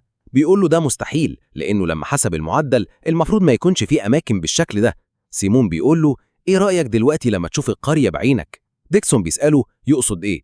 سيمون بيقول له أنت مش هتعرف تلخص حياة البشر في شوية أرقام، لازم تعيش معاهم وتشوف بنفسك ليه مقاطعة فيك بقت في الحالة دي، ولو ما قدرتش تلاقي السبب يبقى خلاص شغلك انتهى معانا. ديكسون بيسأله يعني هترفضني؟ سيمون بيقول له ولا تحب تستقيل؟ وديكسون على طول بيجري على الناس وبيعرفه من نفسه إنه المحاسب بتاع بيت لون. سيمون قال إنه مش فارق معاه يشوف البيت وهو بيقع، بس في وقت أنسب من ده، وهو محتاج يركز دلوقتي على تطوير المكان عشان يقدر يرفع مستواه السحري من غير ما يقلق من أي حاجة تانية. بعد كده سمعنا ناس بتزعل لفيليب وبيسألوه هو بجد اللي سدد الديون لعب قمار؟ فيليب قال لهم أيوة، ولقيناها متربط وكل الفلوس وراه. ناس القصر بدأوا يقولوا إن سمعة العيلة هتتدمر لو الناس عرفت إن الفلوس جت من القمار، وسألوا فيليب ليه ما نعتوش.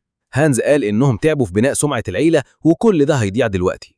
روجرت كمان كان متعصب جدا وبدأ يجز على أسنانه ونده على فيليب اللي بدأ يتوتر وسأله عايز إيه، لأنه كان خايف منه. روجرز سأله هويتك اتكشفت، قول الصراحة.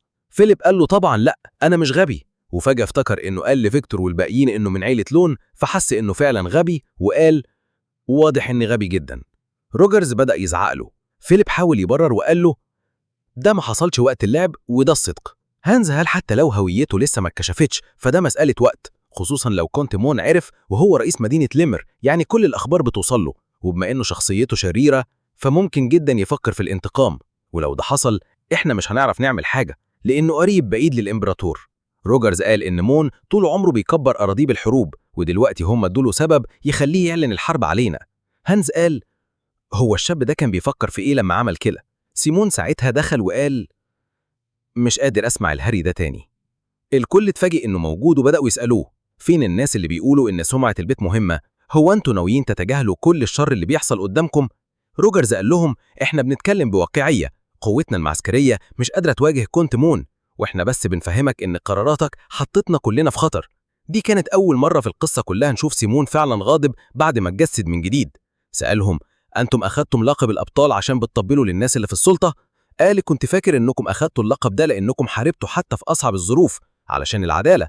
هانز حاول يرد عليه وقال له الناس هنا بتشتغل بكل طاقتها علشان عيلة لانز، وسأله إزاي يقول كلام غريب كده.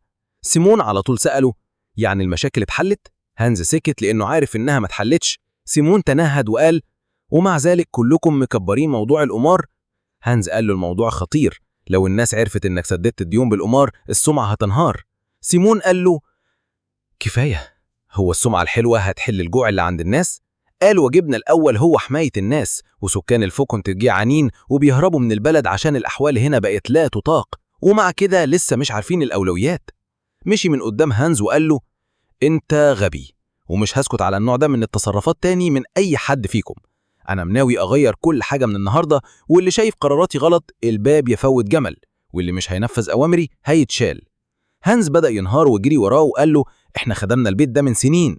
سيمون تنهد وقال أنا مش بحب الناس اللي تفكيرهم محدود، وهفرجكم على اللي ناوي أعمله. وبدأ يمدح في فيليب وقال له أنت كنت رائع في الرحلة وفعلا قائد ممتاز. فيليب كان محتار وقال له أنت بتقول إيه؟ سيمون قال له من الطبيعي إن حد زيك يكون قائد الحرس الليلي. وبص لروجرز وسأله إيه رأيك؟ روجرز قال له أنت ناوي على إيه؟ سيمون ابتسم وقال بسيطة جدا، هخليكوا تتقاتلوا واللي يكسب هو اللي هيمسك منصب القائد. فيليب بدأت دموعه تنزل وقال ما أقدرش أعمل كده، ده عمي وهو اللي علمني إزاي أمسك سيف. روجرز قال له اسكت، أنا فاهم ولسه ما خدتش فرصتي أثبت لسيمون مهاراتي. سيمون قال أنا حابب أشوف فعلا لو أنت بالمهارة اللي بتتكلم عنها. بعدها المشهد بيروح لساحة التدريب. روجرز قال له بقاله كتير من آخر مرة اتقاتلنا. فيليب قال كام سنة كده ولسه مش فاهم اللي بيحصل، بس هات قدي كل اللي عندي. روجرز طلع سيفه والجو بقى مشحون زي مشهد من مصارعة حرة. روجرز قال له خلينا نستمتع بيها قبل ما تخلص. سيمون كان بيتفرج وفيليب رفع سيفه وقال أنا اللي هجوم. سيمون حس إن فيليب متوتر وسأل نفسه هو روجرز قوي كده؟ بس كمل وقال أنا واجهت فرسان كتير كملك شياطين وأقدر أقول إن فيليب فعلا قوي. فيليب انطلق بضربة من تقنياته المميزة سيف الشبح وعدى من روجرز وبص يشوف أثر الضربة، لكنه لقى روجرز صدها وقال له واضح إنك اتطورت. فيليب قال له أنا مش زي زمان، واندفع تاني. واحدة من الطعنات عدت جنب راس روجرز اللي لاحظ إن فيليب بيتحرك بسرعة شديدة. روجرز بدأ يتفاجئ وقال واضح إنه ما كانش بيهزر في تدريبه. فيليب هاجم من ورا وقفز في الهوا، ووقتها روجرز قال شكل سيمون كان عنده حق لما مدحه، لكن كمل وقال بس لسه بدري على إنه يرفع سيف يحمي العيلة. ومسكه من هدومه وخبطه في الأرض بقوة وقال له أنت محتاج تدريب أكتر من كده بكتير. عينين فيليب بيضت وبدأ يدوخ، وروجرز رفع رجله وركله طيره في الهوا ووقع على ظهره. صح وهو بيجز على أسنانه وقال لسه ما خلصتش، بس روجرز حط السيف عند رقبته وقال له المباراة خلصت. فيليب بصله بحزن واستسلم. روجرز قال كده كفاية عشان تعرفوا أنا ليه القائد الفعلي للفرسان هنا. وسيمون ابتسم وقال كان عرض جامد بصراحة. المشهد بيعدي شوية وقت بعدين وبنشوف روجرز بيدرب الفرسان وسيمون بيتفرج. روجرز قال لهم محدش يستسلم، لسه ما جريتوش كفاية، وكلهم ردوا أسفين. روجرز بيفكرهم إن اللورد الصغير بيتفرج وإنهم لازم يؤدوا بشكل ممتاز. سيمون بيبدأ يفكر وبيقول إنه عمره ما كان متخيل إن فيليب هيخسر بسهولة كده، وفيليب بيقول له إن ده عشان عمه روجرز واحد من أفضل 5 سيافين في القارة كلها. سيمون بيرد عليه وبيقول له إنه لو واحد زيه قرر يستهدفه مفيش قدامه غير إنه يموت. وفيليب بيعتذر. سيمون بعدها بيقول له إنه ناوي يختاره كفارس حراسة رسمي بتاعه ولازم يعمل أي حاجة مطلوبة منه عشان يقدر يقوم بالدور ده. فيليب بيتفاجئ جدا بالكلام ده وعينه بتدمع وبيشد قبته وبيقول له إنه هيبذل أقصى ما عنده عشان يوريه إنه يستحق ثقته. سيمون بيقول له إنه لازم يسرع وينضم ليهم في التدريب، وفيليب بيجري. سيمون بيفكر وبيقول تخيل 10 من 50 فارس يعتبروا خبراء. بيقول لنفسه إنهم ممكن يشكروا أصولهم المحاربة على الموضوع ده. ومش فيليب بس، ده حتى روجرز عنده موهبة غير طبيعية، ومعظم الناس تتمنى يبقى عندها حتى جزء صغير من اللي عندهم. ولو ده الحال فده يوضح ليه العيلة في الوضع السيء ده. وبالليل في القصر بنشوف هانز مرعوش وبيسأل سيمون بيعمل إيه. بيقول له الأول باع التمثال ودلوقتي بيبيع كل كنوز العيلة، وبيسأله لو ناوي يرمي شرف اسم العيلة في الزبالة. سيمون بيرد عليه وبيقول له لو ده هيجيب فلوس يبقى فعلا ناوي يعمل كده. هانز بيحط ايديه على الترابيزة وبيقول له ليه بيعمل كده، وهو واضح عليه انه بيحاول يمسك نفسه من الغضب. سيمون بيرفع عينه ويبصله وبيقول له ان البطل العظيم لان اللي مات من 500 سنة مش هيفيدنا بحاجة دلوقتي. هانز يتصدم وبيقول له ازاي تقدر تقول كده، وسيمون بيقول له يفكر شوية وبيقول له ان العيلة وقعت للحالة دي بسبب المبادئ القديمة اللي فضلوا متعلقين بيها، وكل ده باسم انهم بيكرموا المحارب العظيم لان. وبيقول له كمان إن السبب في اللي حصل ده الخدم والأتباع زيه اللي خربوا اسم العيلة. هانز بيقول له مستحيل لو ما كانش اتلعنت الملك الشياطين، لكن سيمون بيقطعه بيقول له إن العقلية دي كمان مشكلة. بيقول لهم يمدحوا أجدادهم عشان الحظ الكويس، ولما الأمور تبوظ يعلقوها في رقبة ملك الشياطين. وبعدين بيطلع خنجره وبيقول له لهانز إنه عايز يبقى واضح معاه إنه ناوي يبقى شخص أعظم من المحارب لان، وعشان كده لو هانز ناوي يفضل متعلق بالمبادئ القديمة بتاعة العيلة هو هيمسحها من تاريخ العيلة. وساعتها بيطعن صورة صغيرة للبطل لان. وفجأة بنسمع صوت الباب وهو بيتقفل بعنف لما سيمون خرج، والخدام التانيين بيجروا على هانز وبيسألوه إذا كان كويس. هانز بيقول إنه فاكر الأيام اللي كان فيها الشاب الصغير بيقعد على حجره وبيسمع له وهو بيحكي له قصص، ومش مصدق قد إيه اتغير. بقى بيروح قلعة ملك الشياطين كتير، وكل التغيرات التانية دي مفيش غير تفسير واحد، وهو متأكد إنها لعنة ملك الشياطين اللي بتحاصر العيلة. وبعدين بنسمع صوت فيليب بينادي على سيمون وبيقول له إنه المرة دي بس ياخد بنصيحة هانز، وإن اللي قاله دلوقتي كان زيادة شوية. سيمون بيسأله إذا كان فعلا شايف إنه كان قاسي كده، وبيقوله إن طريقته في التفكير مختلفة شوية. هو ناوي ما يسيبش لهانز أي مساحة للتفكير ولا مقاومة، ونتكلم في الموضوع ده بعدين. وسأله إذا كان خلص اللي طلبه منه. فيليب اتفاجئ وقال له صوته عالي قوي، وإنه بالعافية قدر يطلع المعلومة دي من هانز. سيمون سأله فين الحاجة. فيليب بص حواليه وقال له يوطي صوته شوية، ورفع إيده يهمس له. وبعدها بننتقل للسجون. بنشوف جزمة سيمون وهو بيقرب من بوابة، وبيقول لفيليب إن ده غير اللي قاله عليه، عشان الراجل اللي متكلبش شكله ميت تقريبا. فيليب قال له إنه لسه امبارح كان عايش وسليم، والراجل سأله أنت مين؟ سيمون وهو طالع منه طاقة مرعبة قال إنه يقدر يحس إن القوة دي على الأقل من الدايرة الخامسة، لا غالبا أقوى من كده. الراجل العجوز قال له إنه مش هيكرر نفسه ولازم يجاوبه، والراجل فضل يبصله بحدة. سيمون قال إنه سمع إنه بقاله كتير محبوس هنا، بس باين عليه تمام. الراجل عرف صوته وقال مستحيل، وسيمون قال إنه مش مصدق إن السحر سرق الأرواح والحديد بيبقى مرمي كده. العجوز نده عليه وسأله إزاي دخلت مكان زي ده عشاني؟ سيمون سأله بجد كنت فاكرني هقف ساكت وانت بتضيع كده في أرضي، وسمعت إنك ما بتاكلش ولا بتشرب وبتعذب نفسك. وقال إن ده السبب اللي خلى هانز يحبسه هنا. الراجل قال إنه فقد الوعي بسبب حادثة الجايجن اللي حصلت من إهماله هو، وسأله إذا ما كانش ده اللي حصل فعلا، وإنه مش عايز غير إنه يكفر عن غلطته دي بحياته.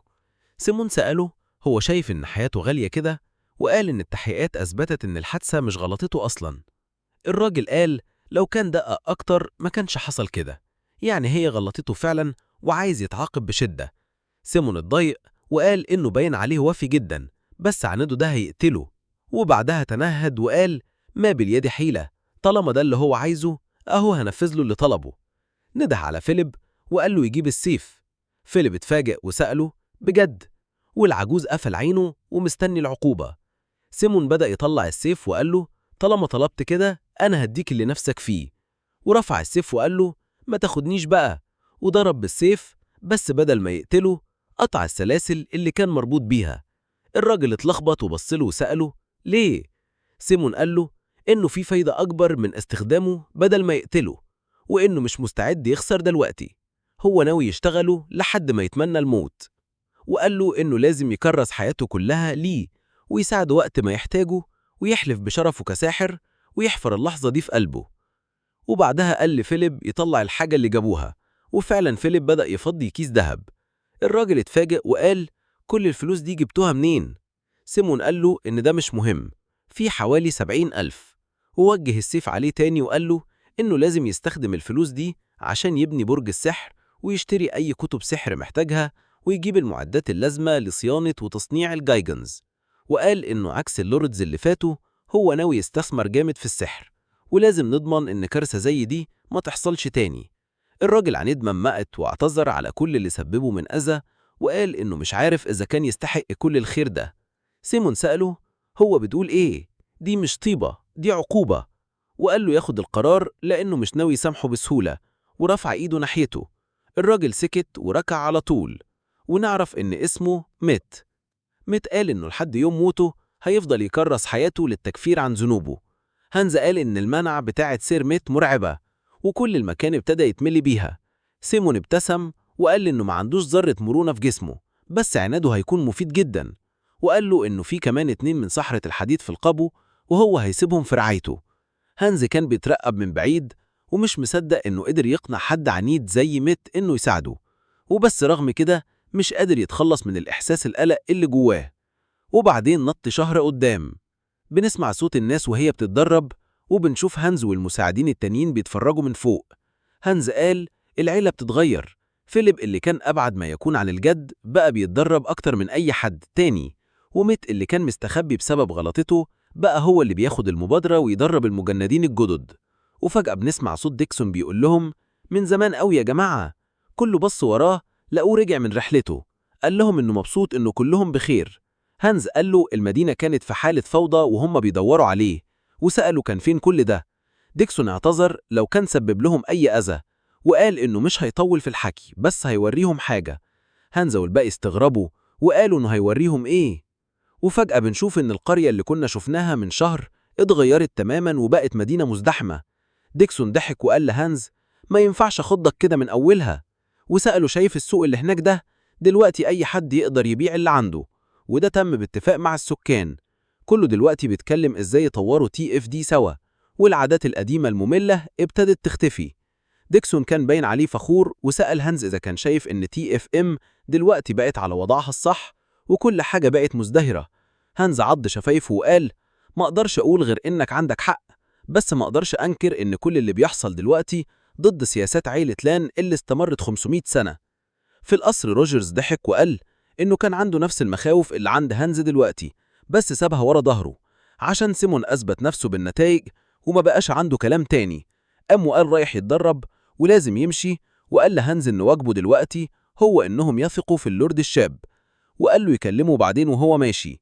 هانز قال إنه في وقت قليل جدا كله بقى مؤمن تماما باللورد الشاب، وهو نفسه بقى مش عارف يستسلم ولا لأ. وبعد أسبوع المطر كان نازل بغزارة، وهانز قال له إنه جهز له كل الأوراق اللي طلبها منه. بنشوف المطر داخل المكتب كمان، وسيمون اعتذر إنه حمله شغل كتير وقال له إنه معتمد عليه. هانز قال له إنه هيحل مشكلة تسريب المطر من بكرة، ولو في أي حاجة تانية يبلغه، وكان هيقول له يصلحها بنفسه، بس سيمون قال له إن أولوياته غلط. الناس اللي ملهمش مكان يستخبوا فيه من المطر بقوا مالين الدنيا، وهو المفروض يفكر فيهم الأول. هانز قفل إيده على شكل قبضة وبيقول: كل ما اتعرف أكتر على الشاب الباشا كل ما أحس إن تبعيتي ليه هو الصح، بس مع كده في حاجة مش قادر أتخلص منها ولازم أوصل لحقيقتها. وفي ليلة تانية بنشوف هاني بيجري من شجرة لشجرة وهو بيراقب سيمون، وبيقول إنه بيخرج من وراهم كل ليلة من غير ما حد يعرف، والطلعات دي كلها لقلعة ملك الشياطين، وهو مش قادر حتى يفكر في كده. بس لو فعلا الشاب الباشا اتأثر بلعنة ملك الشياطين يبقى دي ممكن تكون نهاية العيلة كلها. سيمون فجأة بيقف وهانز بيستغرب وبيقول يمكن اتكشف، وسمعنا صوت رجالة تانية بتجري عليه وبيقولوا له: انت مش مستغرب اننا وصلنا بدري؟ هانز بيقول: معقول؟ وبنشوف شوية رجالة شكلهم شبه قطاع الطرق وبيقولوا انهم خلصوا اللي طلبوا منه بسرعة جدا، والمهمة كانت سهلة قوي وخلصت في لحظات. هانز بيقول: دول أكيد قطاع الطرق اللي اتنفوا من بلدهم عشان السرقة وقاعدين مستخبين هنا وعددهم مش قليل. سيمون قال إنهم شغالين بسرعة وده حجبه، وسألهم إذا كان وقتهم جه يبتدوا، وهو بيمد إيده في شنطته. قطاع الطرق سألوه إذا كان جايب لهم هدية حلوة، وسيمون قال لهم أيوة لو انتوا جاهزين ليها. الرجالة ضحكوا وقالوا إنهم فهموا الكتب اللي اداها لهم المرة اللي فاتت. هانس استغرب وبيقول هو ادالهم كتب ليه أصلاً؟ ده غريب، وكان بعيد قوي إنه يسمع حاجة. بس اللي بيخطط له سيمون طلع أبسط وأنضف بكتير من اللي هانس كان متوقعه. الرجالة بدأوا يعيطوا من الفرحة وبيقولوا إنهم ما بقوش كهال تاني، وإنه لأنه لخص لهم القصة قدروا يفهموا الأجزاء الصعبة كمان. هانس واقف ومش فاهم حاجة. طلعت ست من ورا بيت ومعاها طفل وقالت: بفضل الشاب الباشا حتى ولادي بقوا يعرفوا يقلوا. واتضح إن ده رأي معظم أهل المنطقة، لأنه مش بس كان بيديهم كتب لكن كمان أكل ودواء. هو حرفياً بقى المنقذ بتاع كل العائلات دي، وهم كلهم ممتنين ليه جداً. سيمون قال: أنا مبسوط إني قدرت أساعدكم، بس في تمن لكل حاجة وهو متأكد إنهم مستعدين ليه. الرجالة قالوا: أكيد، إحنا حتى لو كنا عشنا كقطاع طرق إحنا مش حيوانات نكرة للجميل. ادينا الأمر وهننفذ أي حاجة تقولها. سيمون قال: تمام، وقلب الشنطة اللي معاه على الأرض وطلعت مليانة كتب ذهب. هانس قال: دي شكلها تساوي حوالي 10,000 بيزو، بس في كتب تانية، هو بيخطط لإيه؟ الرجالة سألوا برضو: إيه ده؟ إحنا فاهمين الكتب بس إيه لازمة الفلوس؟ سيمون قال: الجواب جوه الكتب، لما تقروها هتفهموا. وكان في كتب من دي عبارة عن أوراق تسجيل سكان ونقل ملكية أراضي. سيمون قال إن الورق ده معناه إنهم بقوا رسمياً سكان في أراضي، ومن حقهم يعتبروا إن الأرض دي بتاعتهم. هو ناوي يبني بلدة قريبة من هنا وهم هيقدروا يعيشوا فيها. الرجالة كانوا بيرتعشوا من الصدمة وبيقولوا: إحنا كنا مجرد قطاع طرق وخناك كمان في وقت من الأوقات، وإنت لسه بتفكر فينا. بس بعد كل اللي عملناه مش قادرين نقبل ده. إحنا طول عمرنا بنسرق علشان نعيش، مش حاسين إننا نستحق نعيش هنا. ورغم امتنانهم قالوا إن السكان الحاليين مش هيقبلوهم. سيمون قال إنه عارف ده، وهو كمان مش بيقبلهم بالكامل. حتى لو ما كانش عندهم خيار، السرقة جريمة كبيرة. بس كمان إن عيلة لان هي اللي أجبرتهم على كده، ودي جريمة تانية هو مش ممكن يسامحها عليها. رغم إنهم سرقوا، هم حاولوا يتجنبوا إيذاء الناس، وهو مؤمن إن عندهم فرصة يصلحوا اللي عملوه. الفلوس دي عبارة عن نص سنة من الأجر، ومن دلوقتي هم هيبقوا مرتزقة. ولو خلوا الناس تخاف منهم قبل كده، يبقى لازم يكونوا مستعدين يموتوا علشان يحموا الناس دي دلوقتي. ده الطريق الحقيقي للتكفير عن ذنوبهم، وده المستقبل اللي يقدر يديهولهم. بس الطريق للمستقبل ده هم اللي هيختاروه، علشان كده هو هيحط ثقته فيهم، في شعبه. الرجالة مسكوا دمعهم بالعافية، وبدأوا يرفعوا سلاحهم وبيقولوا هنضحي بحياتنا على الخطوط الأمامية علشانك، وهنحمي أراضيك. هانس قال إن قطاع الطرق دول كانوا دايماً هدف للقضاء عليهم، وده كان دايماً قانون في عيلة لان. وبيفكر دلوقتي إذا كان كل اللي كان بيؤمن بيه كان صح ولا لأ. وقع على ركبه وبيقول اللي اخترته إن أتجاهل صرخات الناس المنبودين، ألا كنت أحمق. مش قادر يصدق إنه فهم نطايا الشاب الباشا غلط، وشك فيه. دلوقتي هو فاهم فعلاً إن نيته إصلاح الأرض اللي هو مسؤول عنها، ووعد إنه هيعوض الغلطة دي بإنه يخدمه بإخلاص. وبدأ يعيط. سيمون لاحظه وقال أهو، أخيراً ساب نفسه شوية. هو فعلاً مش عارف يتصرف. القطاع الطرق قالوا لسيمون يخلي باله في طريق الرجوع، وشكروه تاني. ولما مشي، هانس فضل قاعد بيبصله بإعجاب. وبعد شوية سيمون تنهد وقال كان يوم صعب فعلا، بس على الأقل معظم الناس خلاص اتظبطت. وبدأ يمد إيده في اللي فاضل من الشنطة، ولما شفنا هالة بنفسجية قال دلوقتي بقى وقت الشغل الحقيقي. ورجع على قلعة ملك الشياطين وقال حتى لو أنا مبسوط دلوقتي، المشكلة في التكاليف. وبنشوف شوية تماثيل جوليم صغيرة بتعمل كل الأشغال، وهو بيقول إنه قدر يرجع ثقة الناس فيه تاني، بس ده كلفه كتير. صرف معظم الفلوس اللي جمعها من مدينة لامير، ومحتاج مصدر دخل أقوى. وبيقول غالباً هيلجأ للي في دماغه، بس طبعاً ما قالش هو إيه. بص على 2 من الجوليمز وقال إنه هيحتاجهم يساعدوه، وهو ماسك تاني الحاجة اللي كانت في الشنطة. التماثيل بدأت ترتعش وسمعنا صوتهم بيصرخوا، ونور بنفسجي ساطع طالع من القلعة. فيليب بدأ يقول لسيمون إنهم صرفوا تقريباً كل الفلوس اللي جابوها من لامير، وكان عارف إنهم مش هتكفي علشان يكملوا الإدارة. سيمون قال له أنا عارف، وحتى لو كملنا كانت مش هتكفي علشان نشيل الأرض. فيليب سأل خلاص هنعمل إيه دلوقتي؟ ممكن نضطر نبدأ رحلة تانية؟ سيمون قال له اسكت، انت جبت السجلات بتاعت مناجم التطوير؟ فيليب اعترف ان السجلات كلها محاولات فاشلة من زمان، وانهم فتشوا في الأراضي بتاعتهم بس ملقوش أي علامة من وجود منجم. سيمون سأل ليه تراكمت علينا كل الديون دي لو مفيش أمل في منجم؟ فيليب قال إن ما كانش في حلول وقتها، كل حاجة كانت ماشية بالعكس، وكانوا في وضع سيء، والناس بدأت تسيب الأرض، وسيمون كان في غيبوبة. سيمون تنهد وقال دلوقتي فهمت قد إيه الوضع صعب. مع موسم الحصاد الفاشل مستحيل يكملوا كده، بس حاسس إن في حاجة مش طبيعية، لأنه المفروض يكون في منجم. شاف حاجة في الخريطة وسأل ليه مفيش أي سجل للمنطقة دي؟ فيليب بدأ يتوتر وقال إن سلسلة جبال روكيا كانت صعبة الاستكشاف بسبب كمية الوحوش الكتيرة اللي هناك. حتى لما بعتونا الفرسان كذا مرة، الوحوش كانت مستخبية في كل حتة، وخلتهم يرجعوا فاضيين. سيمون ضحك وقال يعني ما استكشفتوش المنطقة كويس. فيليب بدأ يتوتر أكتر وخايف سيمون يطلع له بخطة مجنونة. سيمون ابتسم، وطبعا فيليب قال له المكان خطر جدا، ولو رايح يبقى لازم يروح معاه. بس سيمون مقتنع إن المناجم هناك، وراح ناحية جبال روكيا. شفناه بيبص لفوق وقال كان فاكر فيليب بيبالغ كالعادة، بس دلوقتي شايف الوحوش في كل حتة حتى على الشجر، وقال يطلع فيليب كان عنده حق المرة دي. سيمون لاحظ حاجة غريبة، إن الوحوش دي المفروض تعيش في مناطق مختلفة، فليه متجمعين كده؟ وسأل هم اتأقلموا على محاربة البني آدمين؟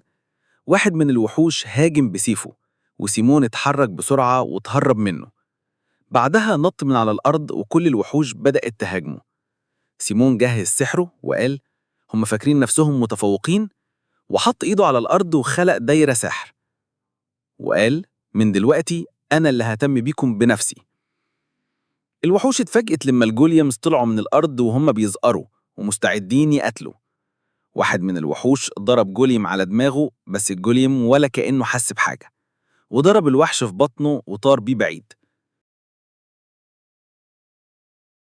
سيمون علق كده وهو بيقول إن الموضوع طلع أسهل بكتير من اللي كان متوقعه في الأول، وقعد يمدح في منى المستقبلية على قدراتها. شوية جوبلين كانوا مستخبيين وسط الشجر وبدأوا يهجموا على الجوليمات، لكن اتسحلوا حرفياً. الجوليمات كانت أسرع من اللي حجمهم الضخم ده يوحي بيه، وده كان عكس المتوقع. بس بيقول إن الوحوش بتهجم عليهم من كل اتجاه ومن غير توقف، وفهم ليه الفرسان معرفوش يخلصوا المنطقة. التعامل معاهم صعب بس مش مستحيل. وفجأة سيمون لمح وحش شكله مميز في الآخر كده، وقال أكيد ده القائد بتاعهم. قام واخد وضعية الجري وقال خلاص جه دوري أنا كمان أشارك في المتعة. استعمل سحري يقوي جسمه واندفع من على الأرض واختفى من قدام الوحوش، وسابهم واقفين مش فاهمين حاجة. وظهر ورا القائد ده وكان أصلا طاير في الهوا، وقال إن ما عندوش وقت يضيعه. حط إيده على دماغ الوحش وبدأ يرمي تعويذة اسمها الطاعة. عيون الوحش بدأت تنور بنفسجي وصرخ، وسيمون شرح إن ده سحر غسيل مخ. رمز كده ظهر على دماغ الوحش، والوحوش التانية كلها كانت واقفة مش فاهمة فيه إيه. سيمون ضحك وقال إن القائد بتاعهم بقى تابع ليه. القائد جهز نفسه علشان يحارب زمايله، والدفة اتحولت فجأة لصالح سيمون. الباقي رمى نفسه على الأرض وركعوا وسابوا أسلحتهم استسلام. سيمون قال لهم إنه مش هيأذيهم لو جابوا له القادة التانيين. وبعدين شفنا برق كده في سلسلة جبال روكيا، ولقينا واحد تاني من القادة بتوعهم بيتعمل له غسيل مخ من سيمون. كان ماسكه من رقبته وكان جوبلين وبدأ يعافر، لكن سيمون سابه يقع. سيمون قال له إنه عنده سؤال، والباقيين من الجوبلين والاتنين القادة الأورك اللي وراهم كانوا مرعوبين. سألهم لو سمعوا عن مكان الأقزام بييجوا يروحوا منه. الجوبلين قعدوا ساكتين وخايفين. سيمون قال في نفسه يمكن أصلا ما يعرفوش. الجوبلين القائد اللي اتغسل له مخه بدأ يتكلم وقال له ما تقلقش، وركع على الأرض وقال إنه هيدله على المكان ونده له سيدي. سيمون ضحك وقال على قد في واحد منهم طلع له لازمة. وبعد شوية راحوا عند منجم مدفون كله. سيمون سألهم هو ده المدخل؟ قالوا له أيوة. قال إن في علامات انهيار، بس الموضوع فيه حاجة غريبة.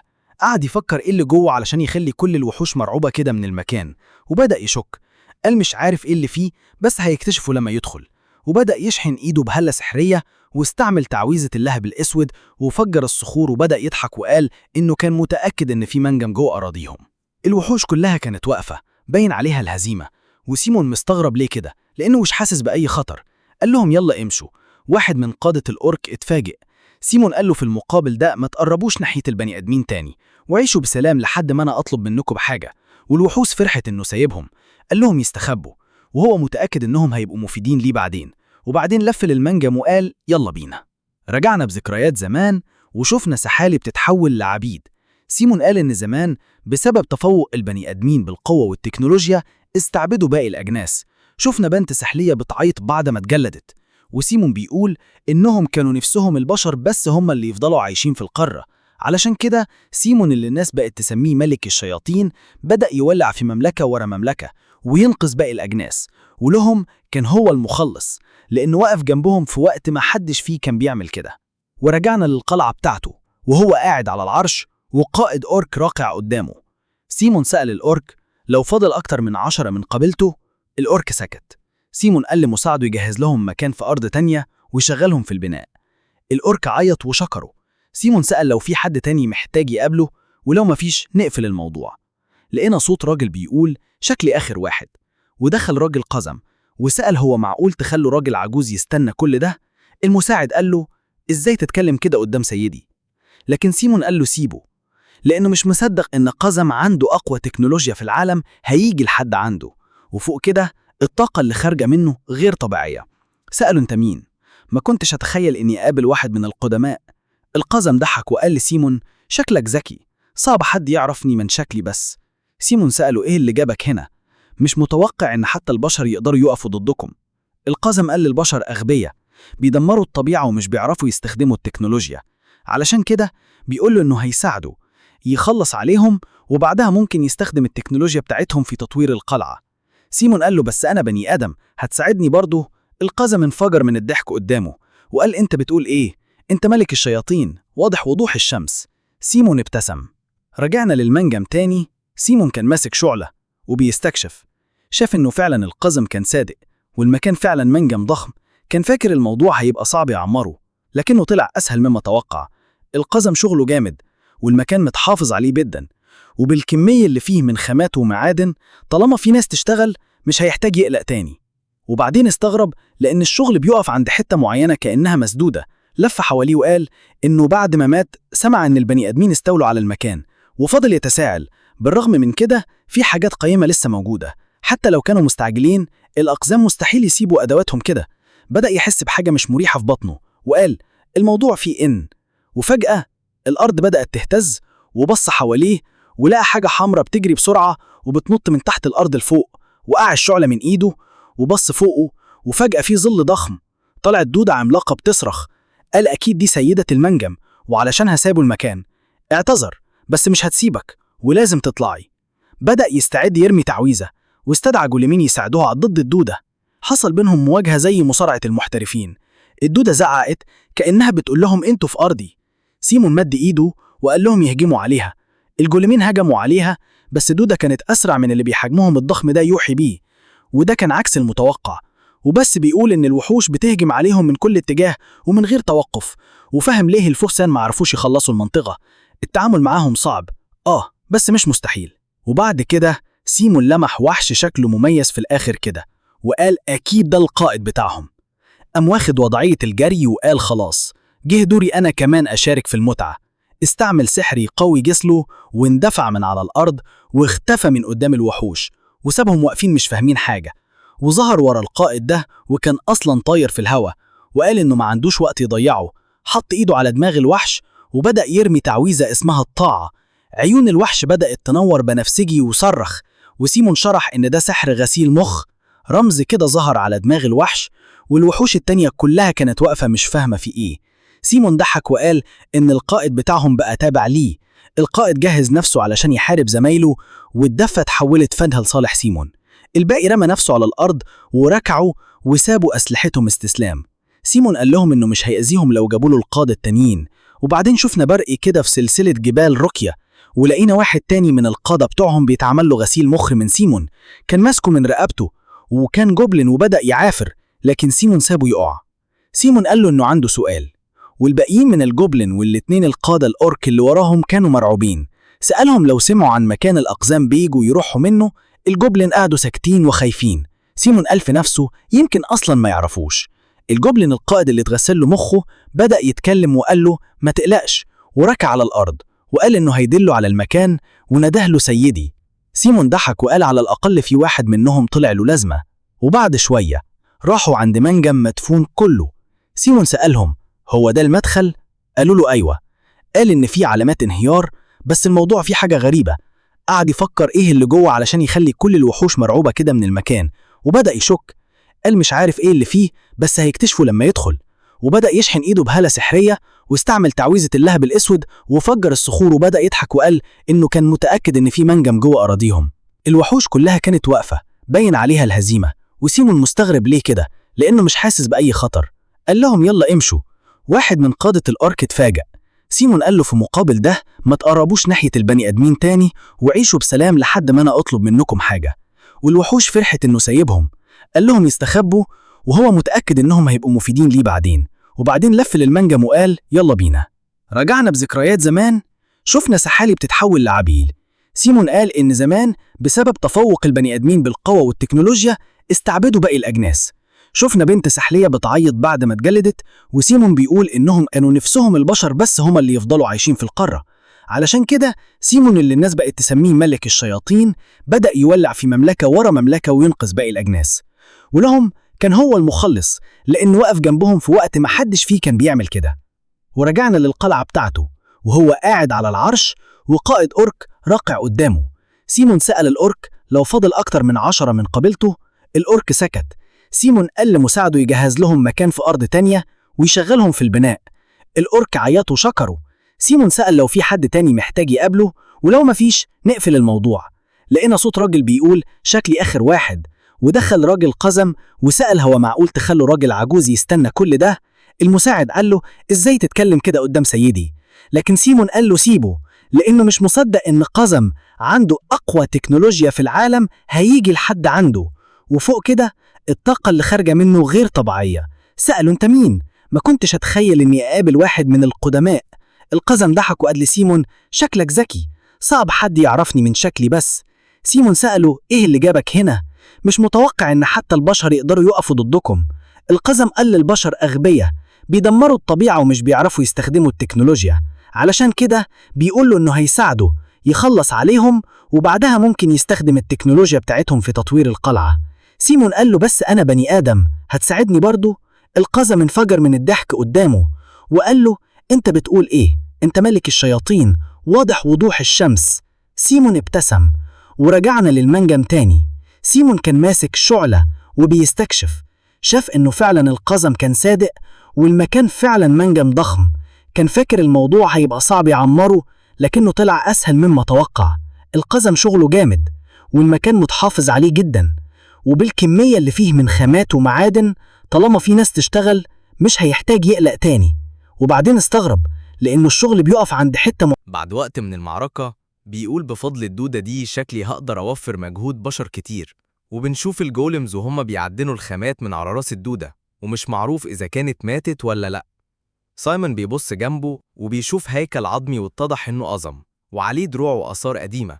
سايمون قال شكله كان بيحاول يحمي المكان ده، وده شيء يحترم، وبيعمل له دفن محترم وبيقول له يا رب يكون ده كفاية. دلوقتي عندك مكان ترتاح فيه، وسيب كل أحمالك وارتاح. وبيكمل كلامه حتى لو أخدت كل حاجتك أنا مش قصدي أي شر، وأتمنى تكون فاهم كده. بعدين المشهد بيروح لديكسون وهو بيزعق وبيقول إنهم لقوا منجم، وروجرز قال أيوة وفي خامات كتير، والأهم إن مفيش وحوش. ديكسون قال الحمد لله كده ممكن نحل مشكلة الإقليم المالية.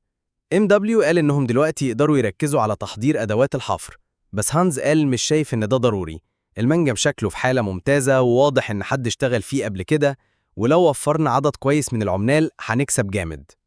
سايمون كان واقف بيراقبهم من بعيد وبيقول كده الأساسات للإقليم بقت جاهزة، خلى الوحوش تهاجر لجوه الجبل احتياطي. لو حصلت حرب والجنود مش كفاية الوحوش دي تبقى قوة عسكرية إضافية. هانز بيجي عنده وبيقول له كل ده بفضلك، وسايمون بيرد عليه ولا حاجة، ده فضل تعبكم كلكم، وكل اللي عملناه إننا ربطنا أطراف الحكاية المفتوحة. ويضحك ويقول إيه اللطف اللي هم فيه ده؟ لو مش عايزين يرجعوا للوضع القديم ما ينفعش يرخوا، لو غمدوا عينيهم ثانية كل حاجة ممكن تنهار. بس بعدين بيقول إنه عنده طلب. هانز قال له قول اللي انت عايزه. سايمون قال ممكن تسيبولي إدارة الFFT شوية؟ سألوا ناوي يعمل إيه؟ قال لهم اسألوا فيليب، هو اللي هيقول لكم. فيليب قال لهم إنه قرر يشتري جيجنت، وإنه عارف السوق كويس وهيأمنه تماماً.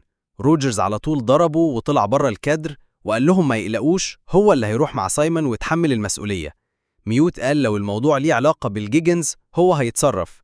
ديكسون قال لو ليه علاقة بالفلوس هو كمان جاي. فيليب كان مستغرب وقال ليه بتعملوا معايا كده؟ المشهد بينقل وهم في عربية ماشية، وسايمون سأل فيليب انت مبسوط كده ليه؟ فيليب قال له طبعا انا رايح اشتري الجيجنت اللي بحلم بيه. وسايمون قال له ما احنا عندنا جيجنز في الإقليم. فيليب قال له ده كلام محبط، النماذج الجديدة مختلفة تماما عن الخردة اللي عندنا. وهو بيزن كده روجرز قال له كفاية كلام فاضي، سيبك من فلسفة الجيجن بتاعتك وما تتكلمش عن أحلام فارغة وإحنا مع بعض. فيليب قال له إزاي تعملني كده؟ روجرز قال له اسكت. سايمون ضحك شوية وروجرز قال لو ما كنتش فارس حراسة كنت خليتك تسوق بدل السواق. فيليب قال له ده كلام جارح. وسايمون قال جاب فيليب معانا كان القرار الصح، هو الحل المثالي علشان نسكته. وفجأة بيجي قدامهم مركبة شبه القطر بصوت عالي جدا وبيقرب في طريقهم.